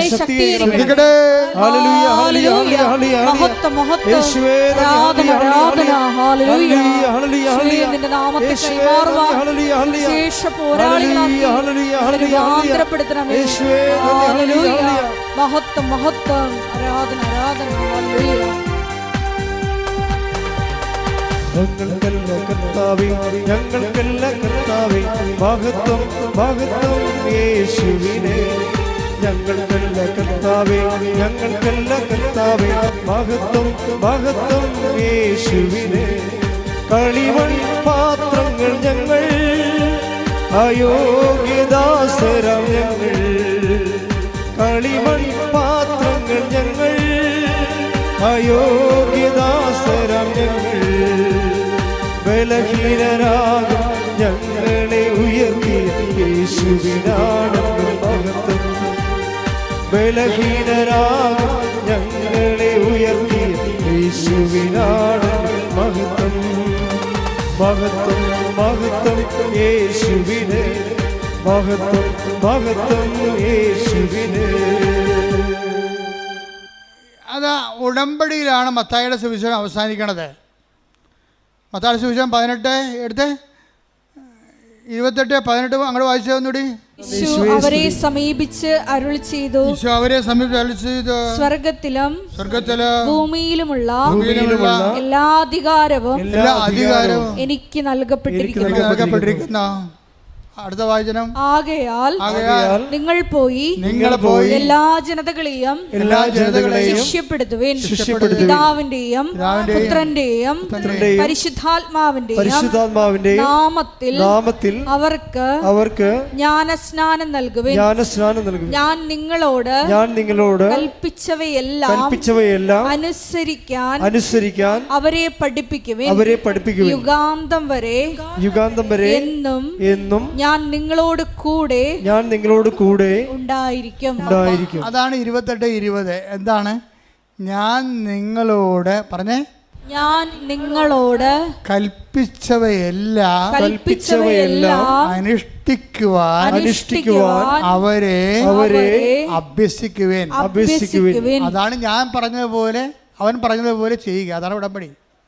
ഉടമ്പടിയുടെ ഉദ്ദേശം എന്താണ്? അധികാരത്തോടുകൂടി കർത്താവിനെ കൈമാറുകയും കർത്താവിൻ്റെ വചനം അനുസരിച്ചുകൊണ്ട് ജീവിക്കാൻ വേണ്ടി ഒരു ജനതയെ ഒരുക്കുകയും ചെയ്യുകയാണ്. അതിന് നെറ്റഫെക്റ്റ് എന്താണ്? യുഗാന്ത്യം വരെ ഞാൻ നിങ്ങളുടെ കൂടെ ഉണ്ടായിരിക്കും. ഉടമ്പടി പ്രസൻസ് അങ്ങനെ വരണത്. കർത്താവിൻ്റെ വചനം അനുസരിച്ച് ജീവിക്കുമ്പോൾ വാഗ്ദാനത്തിൻ്റെ ഭാഗമാണ് ദൈവത്തിൻ്റെ സാന്നിധ്യം. കൈയടിക്കട്ടെ, സ്തുതിക്കട്ടെ.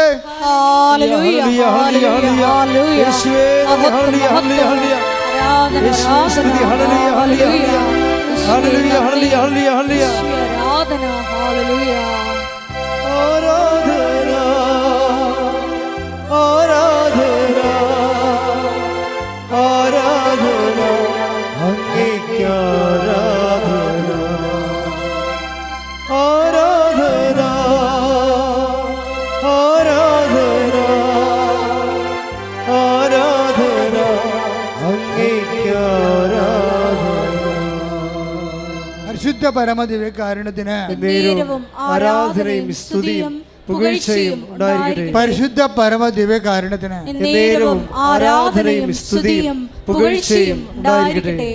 ഭർത്താവ് ഇപ്പം എന്ത് ചെയ്യുന്നറിയാമോ? ഇവളെ അറിയിക്കാതെ, പണ്ട് ഇവള് ഭർത്താവിനെ അറിയിക്കാതെയാണ് ഒന്ന് ഉടമ്പടി എടുത്തത്. ഇപ്പോൾ ഭർത്താവ് ചിരിക്കണത് എന്താണ്? ഇവള് കുഞ്ഞിനെ കൊല്ലാൻ നടക്കണ കാരണം, അവൾ ഡിപ്രഷൻ അടിച്ചിരിക്കണ കാരണം ഭർത്താവ് അവളറിയിക്കാതെ വന്ന് സ്വന്തമായിട്ട് ഉടമ്പടി എടുത്ത്. ഒരു സ്റ്റോറി പോണ പോക്ക് കണ്ടില്ലേ? എന്ത് രസമാണ് കേൾക്കാൻ. എന്നിട്ട് ആ ഉടമ്പടി ഈ കുഞ്ഞിനെ പ്രൊട്ടക്റ്റ് ചെയ്യും. അവസാനം കുഞ്ഞിനെ പ്രസവിക്കും. മൂന്നാമത്തെ കുഞ്ഞിനെ പ്രസവിച്ച് കഴിയുമ്പോൾ ഈ കുഞ്ഞിന് മൊത്തം മഞ്ഞ നിറവാണ്. ഇപ്പം കുഞ്ഞുങ്ങൾക്ക് 80% കുഞ്ഞുങ്ങൾക്ക് മഞ്ഞ നിറമുണ്ട്. ഇത് 80%, 90-97% മഞ്ഞ നിറവാണ്. അപ്പോൾ കുഞ്ഞിനെ ഉടനെ അവർ എമർജൻസി ആയിട്ട് വേറൊരു ഗവൺമെൻറ് ആശുപത്രിയിലേക്ക് ഷിഫ്റ്റ് ചെയ്യും. കൊച്ചിനെ അവിടെ കൊണ്ടുപോകുമ്പോൾ ഡോക്ടർ പറയും,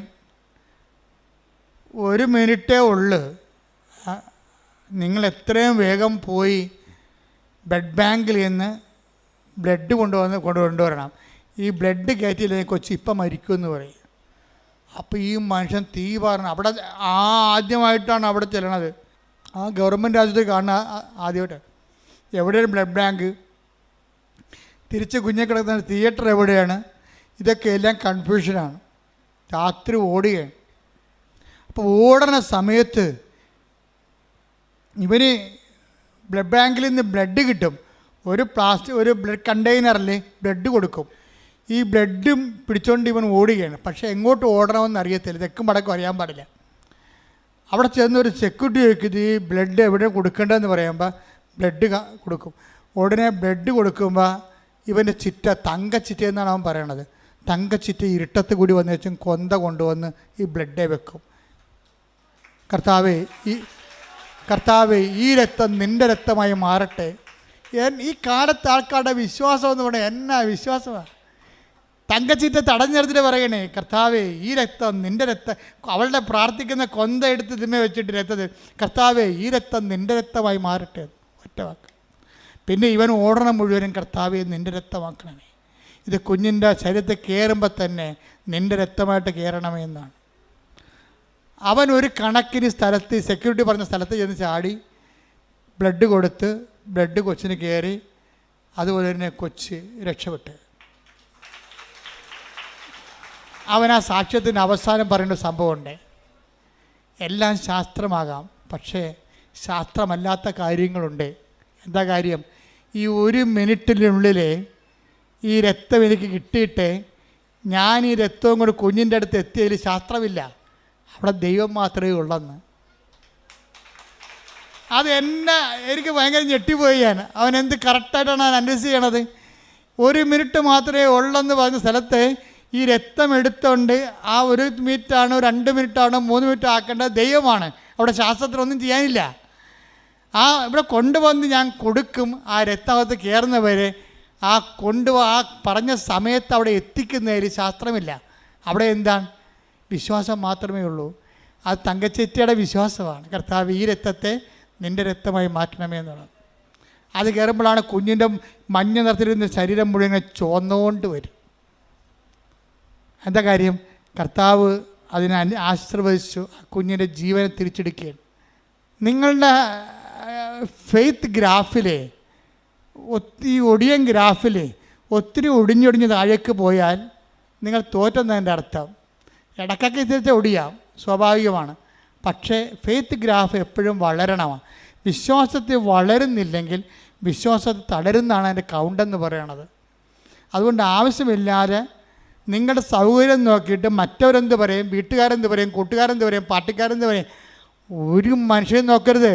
നിൻ്റെ കർത്താവ് എന്ത് പറയുന്നു അതനുസരിച്ച് ചെയ്യാനാണ് നീ ഉടമ്പടി എടുത്തിരിക്കുന്നത്.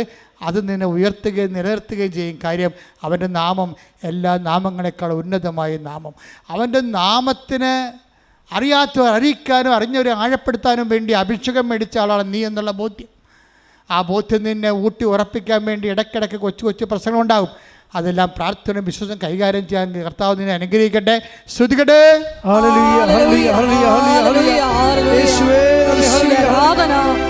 ജീവിതത്തിലെ എല്ലാ പ്രതിസന്ധി ഘട്ടങ്ങളിലും നീയാണ് കർത്താവെന്ന് ഉറക്കെ പ്രഖ്യാപിക്കുവാൻ ഈ ആരാധനയിലൂടെ ഞങ്ങളെ തിരഞ്ഞെടുത്ത് അഭിഷേകം ചെയ്യണമേ.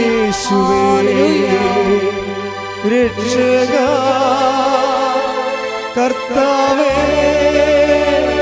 നാഥനേ യേശുവേ രക്ഷകാ കർത്താവേ നാഥനേ. രോഗസൗഖ്യ പ്രാർത്ഥനയുടെ സമയമാണ്.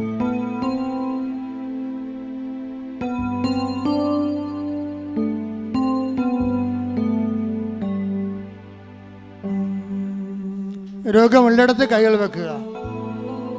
ഗുരുതരമായ രോഗമുള്ളിടത്ത് കൈവെക്കാം. കർത്താവിൻ്റെ നാമത്തിൽ പ്രാർത്ഥിക്കാൻ പോകുന്നു. തലവേദനയുള്ളവരെ നെറ്റി കൈവെക്കണം. ഉദരരോഗമുള്ളവരെ വയറിൽ കൈവെക്കണം. കരരോഗമുള്ളവരെ നെഞ്ചിൻ്റെ കൂടിനെ കൈവെക്കണം. ഹൃദ്രോഗമുള്ളവരെ ഇടനെഞ്ചിന് കൈവെക്കണം. ടോൺസൈറ്റ് തൈറോയ്ഡ് രോഗികൾ തൊണ്ടയിൽ കൈവെക്കണം. സർവാംഗം കൂടുതൽ രോഗമുള്ളവരെ കൈവണച്ച് വെക്കണം. മൊത്തം കർത്താവിന് ശരീരം ഉച്ചയോടെ ഉള്ളംകാലം വരെ ഏൽപ്പിക്കണം. ഇടിമുഴക്കം പോലെ ശ്രുതിക്കട്ടെ. കർത്താവേ നിന്റെ ഉന്നതമായ നാമത്തിന് സ്വന്തം ചെയ്യുന്ന ഓൺലൈനിലുള്ളവരും പ്രാർത്ഥിക്കട്ടെ. ഓൺലൈനിലുള്ളവരും പ്രാർത്ഥിക്കട്ടെ. ശരീരരോഗങ്ങളുള്ളിടത്ത് കൈവച്ചുകൊണ്ട് പ്രാർത്ഥിക്കട്ടെ. 38 വർഷം ഞാൻ അർപ്പിച്ച കുർബാനയുടെ യോഗ്യതയാൽ കൃപാസന അൾത്താരെ സമയ ഘടികാരം നെഞ്ചിൽ ചാർത്ത് ജീവനോടെ പ്രത്യക്ഷപ്പെട്ട പരിശുദ്ധ അമ്മയുടെ മാധ്യസ്ഥത്തില് യേശുവിൻ്റെ നാമത്തില്, യേശു കർത്താവിൻ്റെ നാമത്തില് മാരക രോഗങ്ങള്, തീരാവേദികള്, ജീവിത ദുരിതങ്ങള്, ജീവിത തടസ്സങ്ങള്, ജോലിയില്ലാത്ത അവസ്ഥകള്, വിസ കിട്ടാത്ത അവസ്ഥകള്, സാമ്പത്തിക തകർച്ചകള്, വീടില്ലാത്ത അവസ്ഥകള്, സ്ഥലമില്ലാത്ത അവസ്ഥകള്, സമാധാനമില്ലാത്ത അവസ്ഥകള്, അകന്നുപോയ ഭാര്യ ഭർത്താക്കന്മാര്, മക്കളില്ലാത്തവര്, സാമ്പത്തിക തകർച്ച വന്നുപോയവര്, കടത്തിലായിപ്പോയവര്, ജപ്തിയായിപ്പോയവര്, മാരക രോഗികള്, ജീവിതത്തിന്റെ സർവമണ്ഡലങ്ങള് യേശുവിന്റെ നാമത്തിൽ സൗഖ്യം പ്രാപിക്കട്ടെ, വിടുതൽ പ്രാപിക്കട്ടെ.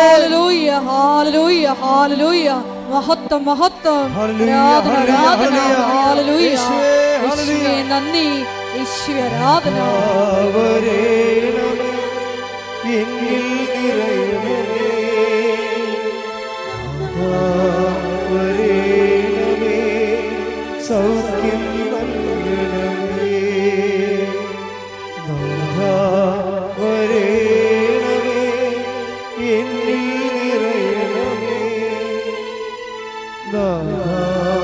വരേണമേ സൗഖ്യം നൽകണമേ.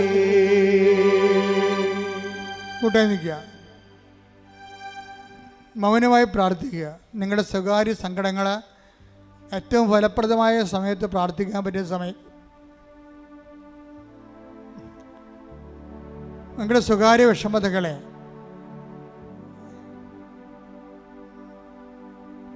ഏറ്റവും ഫലപ്രദമായി പ്രാർത്ഥിക്കാൻ പറ്റിയ സമയമാണ് ഈ ആരാധന സമയം.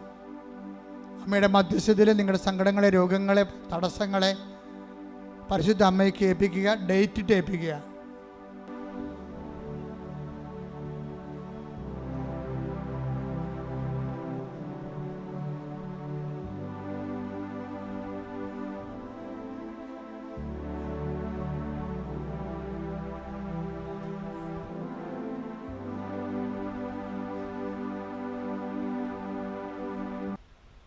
Price the Lord.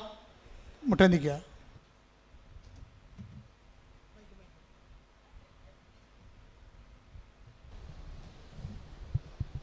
ഒരിക്കൽ കൂടി മരിയൻ ഉടമ്പടിയിൽ സമർപ്പിച്ചിരിക്കുന്ന എല്ലാ വിഷയങ്ങളും ദൈവമാതാവിൻ്റെ മധ്യസ്ഥയിൽ ദിവ്യകാരുണ്യ സന്നിധിയിൽ സമർപ്പിച്ച് ഒരു നിമിഷം നമുക്ക് മൗനമായിട്ട് പ്രാർത്ഥിക്കാം. ഏത് ജീവിത സാഹചര്യത്തിലും നീയാണ് കർത്താവ് എന്ന് ഏറ്റുപറയുവാനുള്ള വലിയ അഭിഷേകം ഞങ്ങൾക്ക് നൽകണമേ എന്ന് പ്രാർത്ഥിക്കുന്നു. ഈശോയെ, ജീവിതത്തിൻ്റെ വിവിധ ദുരന്ത മുഖങ്ങളിലൂടെ കടന്നു പോകുമ്പോൾ ഈശോ അത് നിന്നെ അന്വേഷിച്ച് കണ്ടെത്താനുള്ള ഒരു മാർഗമാണെന്ന് അത് വിവേചിച്ചറിയുവാൻ ഈ ആരാധനയിലൂടെ ഞങ്ങളെ തിരഞ്ഞെടുത്ത് അഭിഷേകം ചെയ്യണമേ എന്ന് പ്രാർത്ഥിച്ചുകൊണ്ട് ശിരസ്സ് നമിച്ച് നമുക്ക് ദിവ്യകാരുണ്യനാഥൻ്റെ ആശീർവാദം സ്വീകരിക്കാം.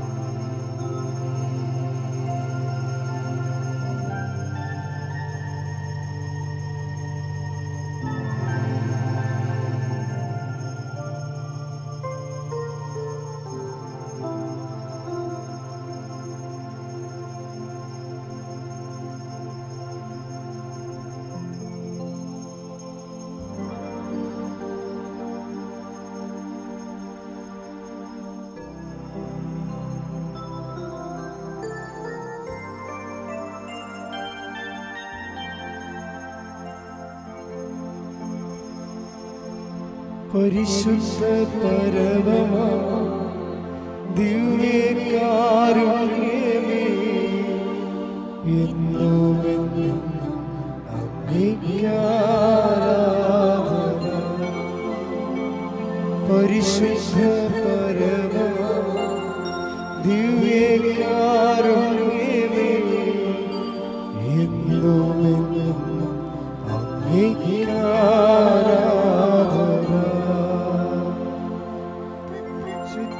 പരമമാ ദിവ്യകാരുണ്യമേ, എന്നുമെന്നും അങ്ങേയ്ക്കാരാധന.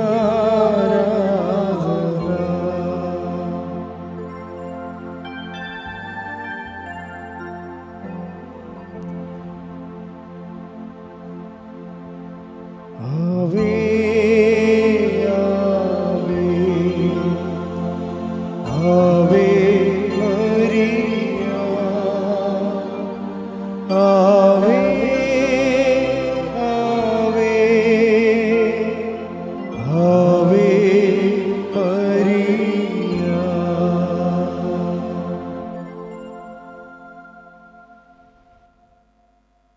നമ്മളുടെ ജവമാല റാലിയാണ് അനുഗ്രഹത്തിൻ്റെ വലിയ കാലം നമ്മുടെ ജീവിതത്തിലേക്ക് വരുന്ന അസുലഭമായ ദൈവികമായ ദിവസമാണ്.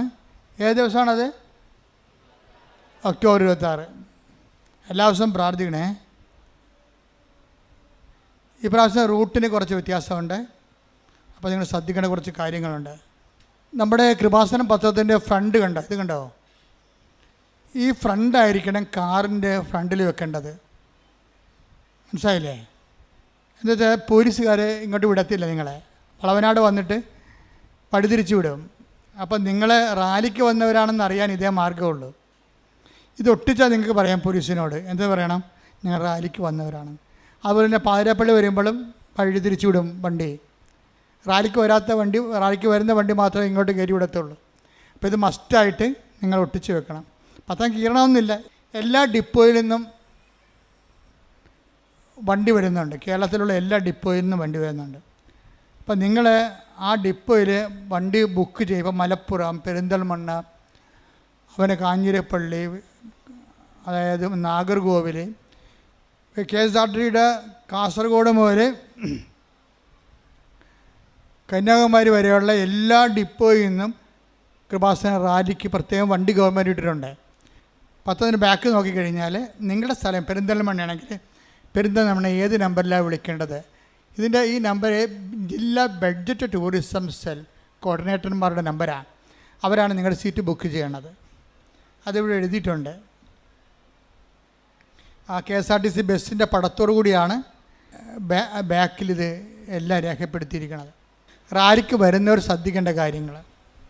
അത് ഒന്നാമത്തെ കാര്യം, റാലിക്ക് വരുന്നവർ കൂടെ കൊണ്ടുവരേണ്ടത് കുട കൊണ്ടുവരണം. ഇടയ്ക്ക് മഴ വരുമെന്നുണ്ടെങ്കിൽ കയറി നിൽക്കാനൊന്നും പറ്റത്തില്ല. റാലി മുന്നോട്ട് പോകുകയുള്ളൂ. കുട കൊണ്ടുവരണം. 2, വെയിലാണെങ്കിൽ തൊപ്പി കൊണ്ടുവരണം. ഓക്കെ അല്ലേ? മൂന്നാമത്തത് വെള്ളം കൊണ്ടുവരണം. 1 കുപ്പി വെള്ളം കൊണ്ടുവരണം.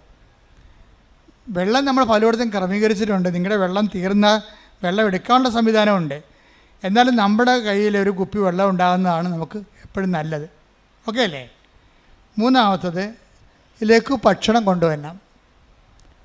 ഇവിടുന്ന് മണ്ണൊക്കെ കിട്ടും, പിന്നെ വഴിനീളൊക്കെ എന്തെങ്കിലുമൊക്കെ കിട്ടും. അതല്ല, നമ്മളിങ്ങനെ പ്രാർത്ഥന മുറിയാതിരിക്കാൻ നിങ്ങളുടെ സഞ്ചി 2 മണ്ണുണ്ടെങ്കിൽ ഒരു അപ്പം ഉണ്ടെങ്കിൽ സംഭവം ക്ലിയർ ആവും. അത് കഴിഞ്ഞ പോലെ എല്ലാവരും കൊണ്ടുവന്നതാണ്. അപ്പം നിങ്ങളത് കൊണ്ടുവരണം.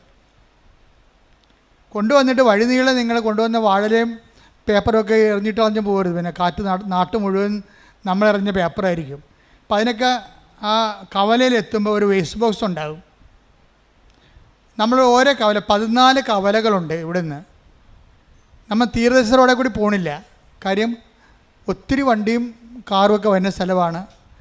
നമ്മൾ പോകുന്നത് കടലോര റൂട്ടിലാണ് പോണത്. കടലോരത്ത് കൂടി കാറ്റും കൊണ്ട് പോകാം. നല്ല സുഖമുള്ള പരിപാടിയാണ്. കടലോരത്തിനോട് സമാന്തരമായിട്ട് ബസ് ഓടാത്ത റോഡുണ്ട്. അപ്പോൾ തണലുമുണ്ട്.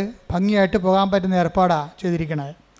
പിന്നെ ഈ ഹൃദ്രോഗമുള്ളവരൊന്നും വരരുത്. കാര്യം ഇത് അണച്ചണച്ച് പോണ സംഭവമാണ്.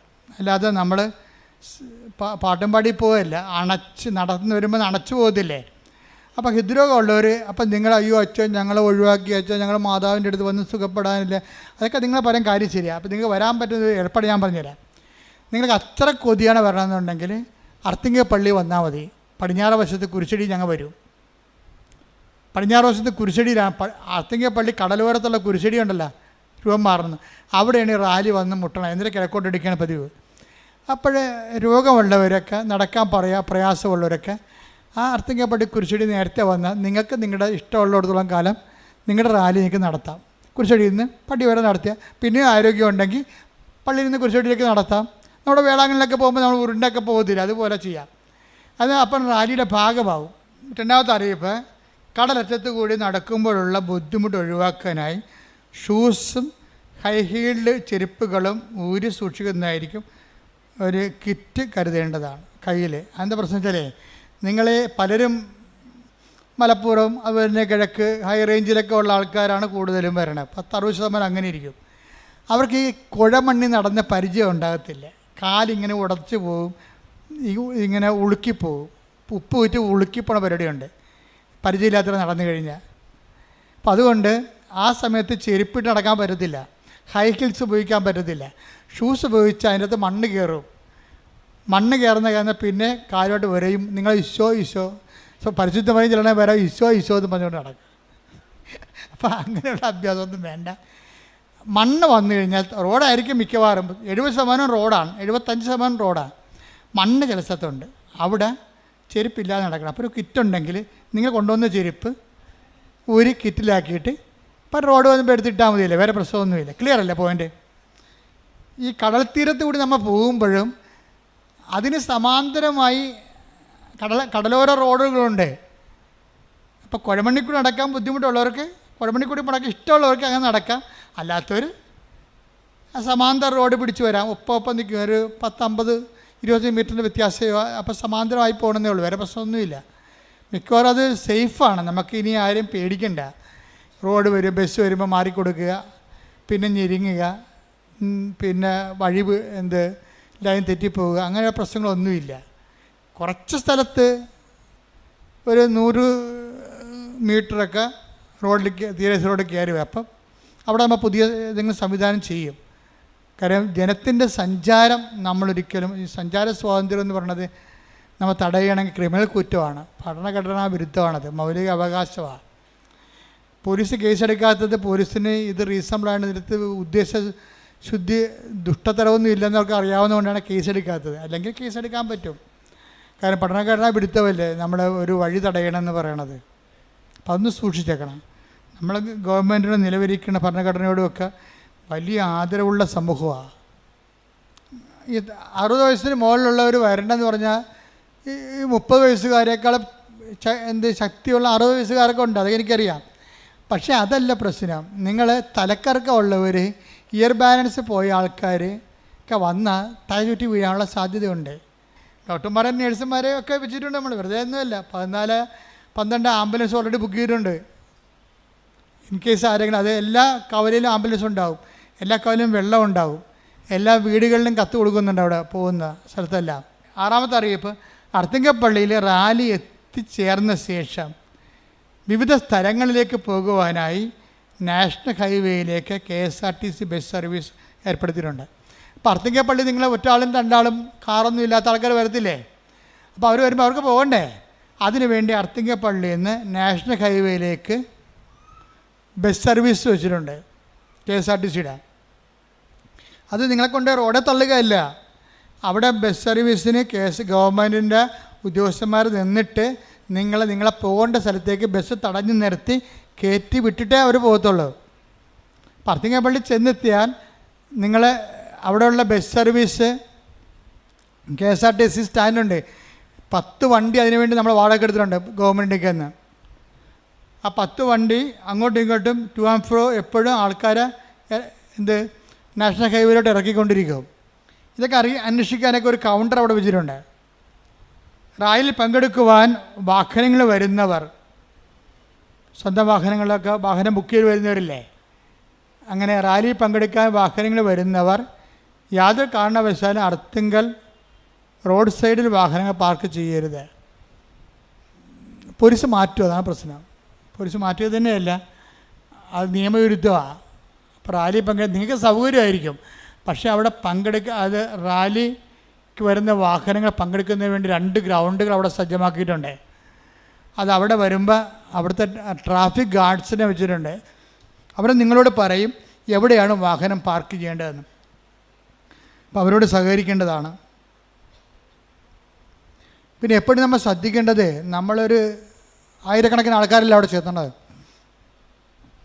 മൊബൈലൊന്നും വർക്ക് ചെയ്യത്തില്ല, ജാമായി പോവും, ടവർ താങ്ങത്തില്ല അവിടുത്തെ. അതെപ്പോഴും നമ്മൾ അറിയണം. ആൻറ്റിനെ വിളിക്കാൻ, നാത്തിനെ വിളിക്കാൻ പറഞ്ഞാൽ അവിടെ കിടന്ന് കാറിയിട്ട് ആരും വരത്തില്ല.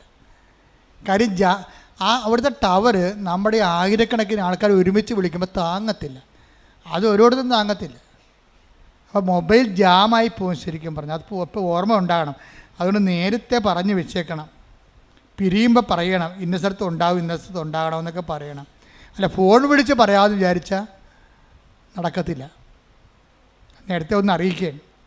റാലി നമ്മൾ എന്തുമാത്രം സ്വന്തമായിട്ട് ജപമാല ചൊല്ലി ഇത് സുരക്ഷിതമായിട്ട് നടക്കാനും, ഇന്നത്തെ സാഹചര്യത്തിൽ ലോകസമാധാനം തന്നെയാണ് ജപമാല റാലിയുടെ ആത്യന്തികമായ ലക്ഷ്യം. കൃപാസന ആൾക്കാരെ ജീവനോടെ പ്രത്യക്ഷപ്പെട്ടിട്ട് അമ്മ നമ്മളോട് ആവശ്യപ്പെട്ടതാണ്. എന്താണ്? ദുരന്തമുണ്ടാകാൻ പോണ് പ്രാർത്ഥിക്കണമെന്ന്. ആ ദുരന്തത്തിലേക്കാണ് ലോകം പോയിക്കൊണ്ടിരിക്കുന്നത്. നിങ്ങൾ എപ്പോഴും ഓർക്കേണ്ട വിഷയം വെച്ചാൽ പ്രത്യക്ഷീകരണ പ്രാർത്ഥനയാണ് ഈ കാലഘട്ടത്തിൻ്റെ പ്രാർത്ഥന എന്ന് പറയണത്. അമ്മയുടെ പ്രത്യക്ഷീകരണ സഭ ഏറ്റെടുക്കണമെന്ന് പറഞ്ഞതിൻ്റെ ഉദ്ദേശം ഇതൊരു തീർത്ഥാടന കേന്ദ്രമായിട്ട് മാറിയിട്ട് ആൾക്കാരെല്ലാം ഇവിടെ കൂടി വേളാങ്കണ്ണി ഇവിടെ നിറയാനല്ല പ്രശ്നം. അങ്ങനെ ഒരു അജണ്ട പോലും നമുക്കില്ല. ദൈവത്തിനൊരു അജണ്ടയുണ്ട്. എന്താണത്? ലോകത്ത് ദുരന്തമുണ്ടാകാൻ പോകുന്നു. അപ്പോൾ ദുരന്തത്തിൻ്റെ പോക്ക് കണ്ടില്ലേ? ഞാൻ ഇസ്രയേലിൽ നിൽക്കുമ്പോഴാണ് നെതിനെഹു അവിടെ വന്നിറങ്ങിയത്. അപ്പോഴാണ് ഹൂതികൾ മിസൈൽ വിട്ടത്. അപ്പോൾ തന്നെ സയറിനടിച്ചിട്ട് പട്ടാളക്കാർ തന്നെ ഞങ്ങളെല്ലാം കൊണ്ട് ബോംബ് ഷെൽട്ടറിലേക്ക് കൊണ്ടുപോയി ഉടനെ. അപ്പോൾ ഇതൊക്കെ ഞാൻ ആദ്യമായിട്ട് കാണുകയാണ്, ഇതൊക്കെ കേട്ടിട്ടേ ഉള്ളൂ, ഇതൊക്കെ കാണുകയാണ് നമ്മൾ. അമ്മ മാതാവ് ഒരു കാര്യം ചെയ്തു, എൻ്റെ ധ്യാനത്തിൻ്റെ ഇടക്ക് ഉണ്ടായില്ല, ധ്യാനം കഴിഞ്ഞപ്പോഴാണ് സംഭവം നടക്കുന്നത്. ധ്യാനത്തിൻ്റെ ഇടക്കുണ്ടായിരുന്നെങ്കിൽ ആ കണ്ട 800 പേരെ ബോംബ് ഷെൽട്ടറിൽ കൊണ്ടല്ല നിർത്താൻ പറഞ്ഞേനെ, ധ്യാനം നിർത്താൻ പറഞ്ഞേനെ. കാരണം ടെൽവീവിൻ്റെ ഹൃദയഭാഗത്താണ് ധ്യാനം നടന്നുകൊണ്ടിരിക്കുന്നത്. വിമാനത്താവളത്തിൻ്റെ അരികിലാണ് ധ്യാനം നടന്നുകൊണ്ടിരിക്കുന്നത്. അപ്പോൾ അത് ധ്യാനം കഴിഞ്ഞപ്പോഴാണ് ഈ സംഭവം നടക്കുന്നത്. അത് വലിയൊരു ഭാഗ്യമായിപ്പോയി. അമ്മ അവിടെ സഹായിച്ചു. അപ്പോൾ ഞങ്ങൾ ആരാധന ടെൽവീവ് നടത്തിയപ്പോഴും ഇസ്രയേലിൻ്റെയും സമീപ രാജ്യങ്ങളുടെയും സമാധാനത്തിന് വേണ്ടിയാണ് ആരാധന നടത്തിയത്. അപ്പോൾ അവിടുത്തെ ആൾക്കാരെ പിടിച്ചത് യൂട്യൂബിൽ ഇട്ടിട്ടുണ്ട്. ഇപ്പോൾ ഞാൻ കണ്ടായിരുന്നു കഴിഞ്ഞ ദിവസം. അപ്പോൾ അതെന്താ സംഭവം എന്ന് വെച്ച് കഴിഞ്ഞാൽ നമ്മളുടെ ഉത്തരവാദിത്തമാണ്. ലോകത്തിൽ ഓരോരുത്തരും പറയാതെ അമ്മ ഈ കുഞ്ഞൾത്താരെ വന്ന് പറഞ്ഞെങ്കിൽ അമ്മ നമ്മളെ യോഗ്യമായി ദൈവത്തിൻ്റെ സന്ദേശം കൈമാറാനുള്ള വ്യക്തികളായിട്ടും ശുശ്രൂഷാ കേന്ദ്രമായിട്ടും തിരഞ്ഞെടുത്തുന്നതിന് എൻ്റെ അർത്ഥം.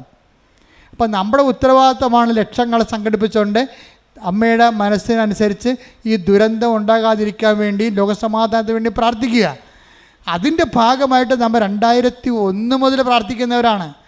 ലോകസമാധാനം പ്രത്യക്ഷീകരണത്തിന് ശേഷം ഉണ്ടായിട്ടുള്ള അജണ്ട അല്ല. 2001 മുതൽ ഈ ജവഹർലാൽ റാലി നടത്തിയിട്ടുണ്ടെങ്കിൽ അന്ന് 600 പേരാണ് ആദ്യം വന്നത്. 2003 വന്നത് 800 പേര്. ആ ആൾക്കാരാണ് ഇങ്ങനെ കൂടിക്കൂടി ഇങ്ങനെ വളരണം. പ്രാർത്ഥിക്കാനുള്ള ദൈവത്തിൻ്റെ മക്കളുടെ സൈന്യങ്ങൾ ശക്തിപ്പെടുന്നതിൻ്റെ അർത്ഥം. അപ്പോൾ ദൈവത്തിൻ്റെ സൈന്യങ്ങളാണ് നിങ്ങളെന്നുള്ള ബോധ്യത്തിൽ ലോകത്തോടും തിന്മയോടും പോരാടാൻ വേണ്ടി ദൈവം പരിശുദ്ധ അമ്മയിൽ വിളിച്ചു ചേർത്ത മരിയ സൈന്യത്തിൻ്റെ ശക്തികളാണ് ആ ആളായ്മ നിങ്ങൾ മനസ്സിലാക്കിക്കൊണ്ട് വേണം ഇത് ആധ്യാത്മികമായ ശുശ്രൂഷയിൽ ലോകത്തിൻ്റെ സംരക്ഷണം നിങ്ങളുടെ കയ്യിലാണെന്നുള്ള ബോധ്യത്തിൽ വേണം. കാര്യം നമ്മൾ പറഞ്ഞാൽ, നമ്മൾ പ്രാർത്ഥിച്ചാൽ ദൈവം അതിന് സ്ഥിര ചെയ്യും. അതുകൊണ്ടാണല്ലോ ഈ മദർ തെരേസയും ജോൺ പോളും ഒക്കെ ജീവിച്ചിരുന്ന കാലത്തും അമ്മ ഇവിടെ പ്രത്യക്ഷപ്പെട്ടത്. അപ്പോൾ അത് നിങ്ങൾ മനസ്സിലാക്കേണ്ട സത്യാവസ്ഥകളെ. ഉറക്കം നടിച്ചിട്ട് ഒരു കഥയുമില്ല. കാര്യം അമ്മയാണ് പ്രത്യക്ഷപ്പെട്ടെങ്കിൽ അമ്മ തന്നെ എൻ്റെ കാലം കഴിഞ്ഞാലും ശരി ഈ വിഷയം ദൈവം ടേക്കപ്പ് ഞാനല്ല ധൈര്യമാണ് നടക്കണേ.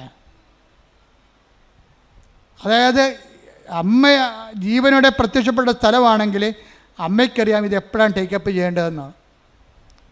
കാര്യം ഇതിന് ഒരു ലോകത്തിൻ്റെ ഗ്ലോബലായിട്ടുള്ള ഒരു ഇൻറ്റൻഷനാണ് ഉള്ളത്. ദുരന്തം ഏതുമാകാം. ചെറിയ ദുരന്തം തൊട്ട് വലിയ ദുരന്തം വരെ മനുഷ്യരാശി അനുഭവിച്ചുകൊണ്ടിരിക്കുന്ന ഒരു കാലഘട്ടത്തിൽ ലോകത്തിലെ ഇന്ന് വരെ പ്രത്യക്ഷപ്പെട്ടതിൻ്റെ ഏറ്റവും വലിയ പ്രശസ്തമായ പ്രത്യക്ഷീകരണമാണ് ഇവിടെ നടന്നതെന്നാണ് എനിക്ക് പലപ്പോഴും തോന്നിയിട്ടുള്ളത്. അതുകൊണ്ട് നിങ്ങളിത് ദൈവത്തിൻ്റെ ഒരു വിളി പോലെയാണ്, ദൈവവിളി പോലെയാണ് ഈ ജവഹർലാൽ റാലിയെ കാണേണ്ടതും അതിൽ സമീപിക്കേണ്ടതും അതിനുവേണ്ടി മധ്യസ്ഥം വഹിക്കേണ്ടതും പ്രാർത്ഥിക്കേണ്ടതും കൂടെ നടന്നുമ്പോൾ പ്രാർത്ഥിക്കേണ്ടതും. ആരും പ്രാർത്ഥിച്ചൊന്നും തരാനില്ലെങ്കിലും നിങ്ങൾ സ്വന്തമായിട്ട് ജവഹർലാൽ ഈ ഗ്രൂപ്പിൽ റാലി പങ്കെടുക്കുന്ന എല്ലാവരും പ്രാർത്ഥിച്ചുകൊണ്ട് ഇരിക്കണം. അല്ലാതെ വെറുതെ നടന്നു പോകരുത്. ശവഘോഷയാത്രയായിട്ട് മരിപ്പിൻ്റെ കൂടെ കുറേ ആൾക്കാർ ഗതികിട്ട പ്രേതങ്ങൾ കൊണ്ട് നടക്കത്തില്ലേ, മരിപ്പിൻ്റെ കൂടെ വേറെ മരിപ്പായിട്ട് നടന്നുകൊണ്ട് പോകത്തില്ലേ. അങ്ങനെയുള്ളവരൊക്കെ ഞാൻ കാണുകയാണെങ്കിൽ മിക്കവാറും പണിയായിരിക്കും. മരിപ്പിൻ്റെ കൂടെ വേറെ മരിപ്പായിട്ട് നടക്കാനല്ല നിങ്ങളെ വിളിക്കണത്. നിങ്ങൾ ദൈവത്തിൻ്റെ സൈന്യമെന്ന രീതിയിൽ ലോകത്തിൻ്റെ സമാധാനത്തിന് പ്രാർത്ഥിക്കാൻ മാതാവിൻ്റെ മധ്യസ്ഥ ഞാൻ ദൈവത്തിൻ്റെ നാമത്തിൽ വിളിക്കുകയാണ്. അത് മനസ്സിലാക്കിയിട്ട് ഈ ഉത്തരവാദിത്വം ദൈവം നമ്മളെ ഏൽപ്പിച്ചതാണ്. ഇത് വിജയകരമായി പൂർത്തിയാക്കാൻ വേണ്ടി ഇന്ന് വരെ നിങ്ങൾ പ്രത്യേകം മധ്യസ്ഥം പ്രാർത്ഥിക്കണം. ദിവസവും ഇവിടെ കുർബാന രാവിലെ 7:30 മണിക്കാണ് കുർബാന. എല്ലാ ദിവസവും ഇവിടെ വൈകുന്നേരം 6:30 മണിക്കും കുർബാന ഉണ്ടായിരിക്കും. റാലിയെ സഹായിക്കാൻ ഉദ്ദേശിക്കുന്നവർ ഓഫീസുമായിട്ട് ബന്ധപ്പെടുകയോ അല്ലെങ്കിൽ ഇതിൻ്റെ പത്രത്തിലുള്ള സംവിധാനങ്ങൾ ഉപയോഗപ്പെടുത്തുകയോ ചെയ്യണം. പിന്നെ ഇവിടെ ഞാൻ കണ്ട ഒരു സത്യം, ഈ നമുക്കറിയാം നമ്മുടെ തിരി, ഉടമ്പടി തിരി എന്ത് കളറാണ്? പച്ചയും നീലയും അല്ലേ? അപ്പോൾ സാത്താൻ പുറത്ത് വർക്ക് ചെയ്യുന്നുണ്ട്. സാത്താൻ കാര്യച്ചാൽ ഉടമ്പടി തിരിയാണ് തെറ്റിദ്ധരിപ്പിച്ചുകൊണ്ട് അച്ഛൻ വെഞ്ചരിച്ചാണെന്നൊക്കെ പറഞ്ഞുകൊണ്ട് പുറത്ത് കച്ചവടം ചെയ്യുന്നുണ്ട്. അത് നീചമായ ലാഭമാണ്, സാത്താൻ്റെ പ്രവൃത്തിയാണ്. അത് വിശ്വാസികൾ കണ്ടറിഞ്ഞ് വേണം കൈകാര്യം ചെയ്യാൻ. അവിടെ കിടത്തക്കാരല്ല, അവർ ബുദ്ധിയും ബോധവും ഇല്ലാത്ത ആൾക്കാർ എന്താണ് ഉടമ്പടി ഒന്നും അറിയാൻ പാടില്ലാതെ വിറ്റ് കാശുണ്ടാക്കുകയാണ് അവർ ഉദ്ദേശം. പക്ഷേ ഇത് നീചമായ ഒരു കാര്യമാണത്. എന്താ കാര്യം? ഉടമ്പടി തീയുടെ പവിത്രത നഷ്ടപ്പെടുത്തിക്കൊണ്ട് അത് മാർക്കറ്റിൽ സെയിൽ ചെയ്യുകയാണ്. അത് അച്ഛൻ വെഞ്ചരിച്ചാണെന്ന് വ്യാജ പ്രചരണം നടത്തുകയും ചെയ്യണം. അപ്പോൾ നിങ്ങൾ മനസ്സിലാക്കണം, ഇവിടെ വരുന്നവർ വെഞ്ചരിച്ച സാധനങ്ങൾ 12 പ്രാവശ്യം വെഞ്ചരിച്ച സാധനങ്ങൾ കൃപാസനത്തിൽ മാത്രമേ കിട്ടത്തുള്ളൂ. അത് ഉടമ്പടി എടുത്തവർക്ക് മാത്രമേ ലഭിക്കത്തുള്ളൂ. കാരണം ഉടമ്പടി ഒരു ജീവിതമാണ്. ആ ജീവിതത്തെ പ്രൊമോട്ട് ചെയ്യാൻ വേണ്ടിയാണ്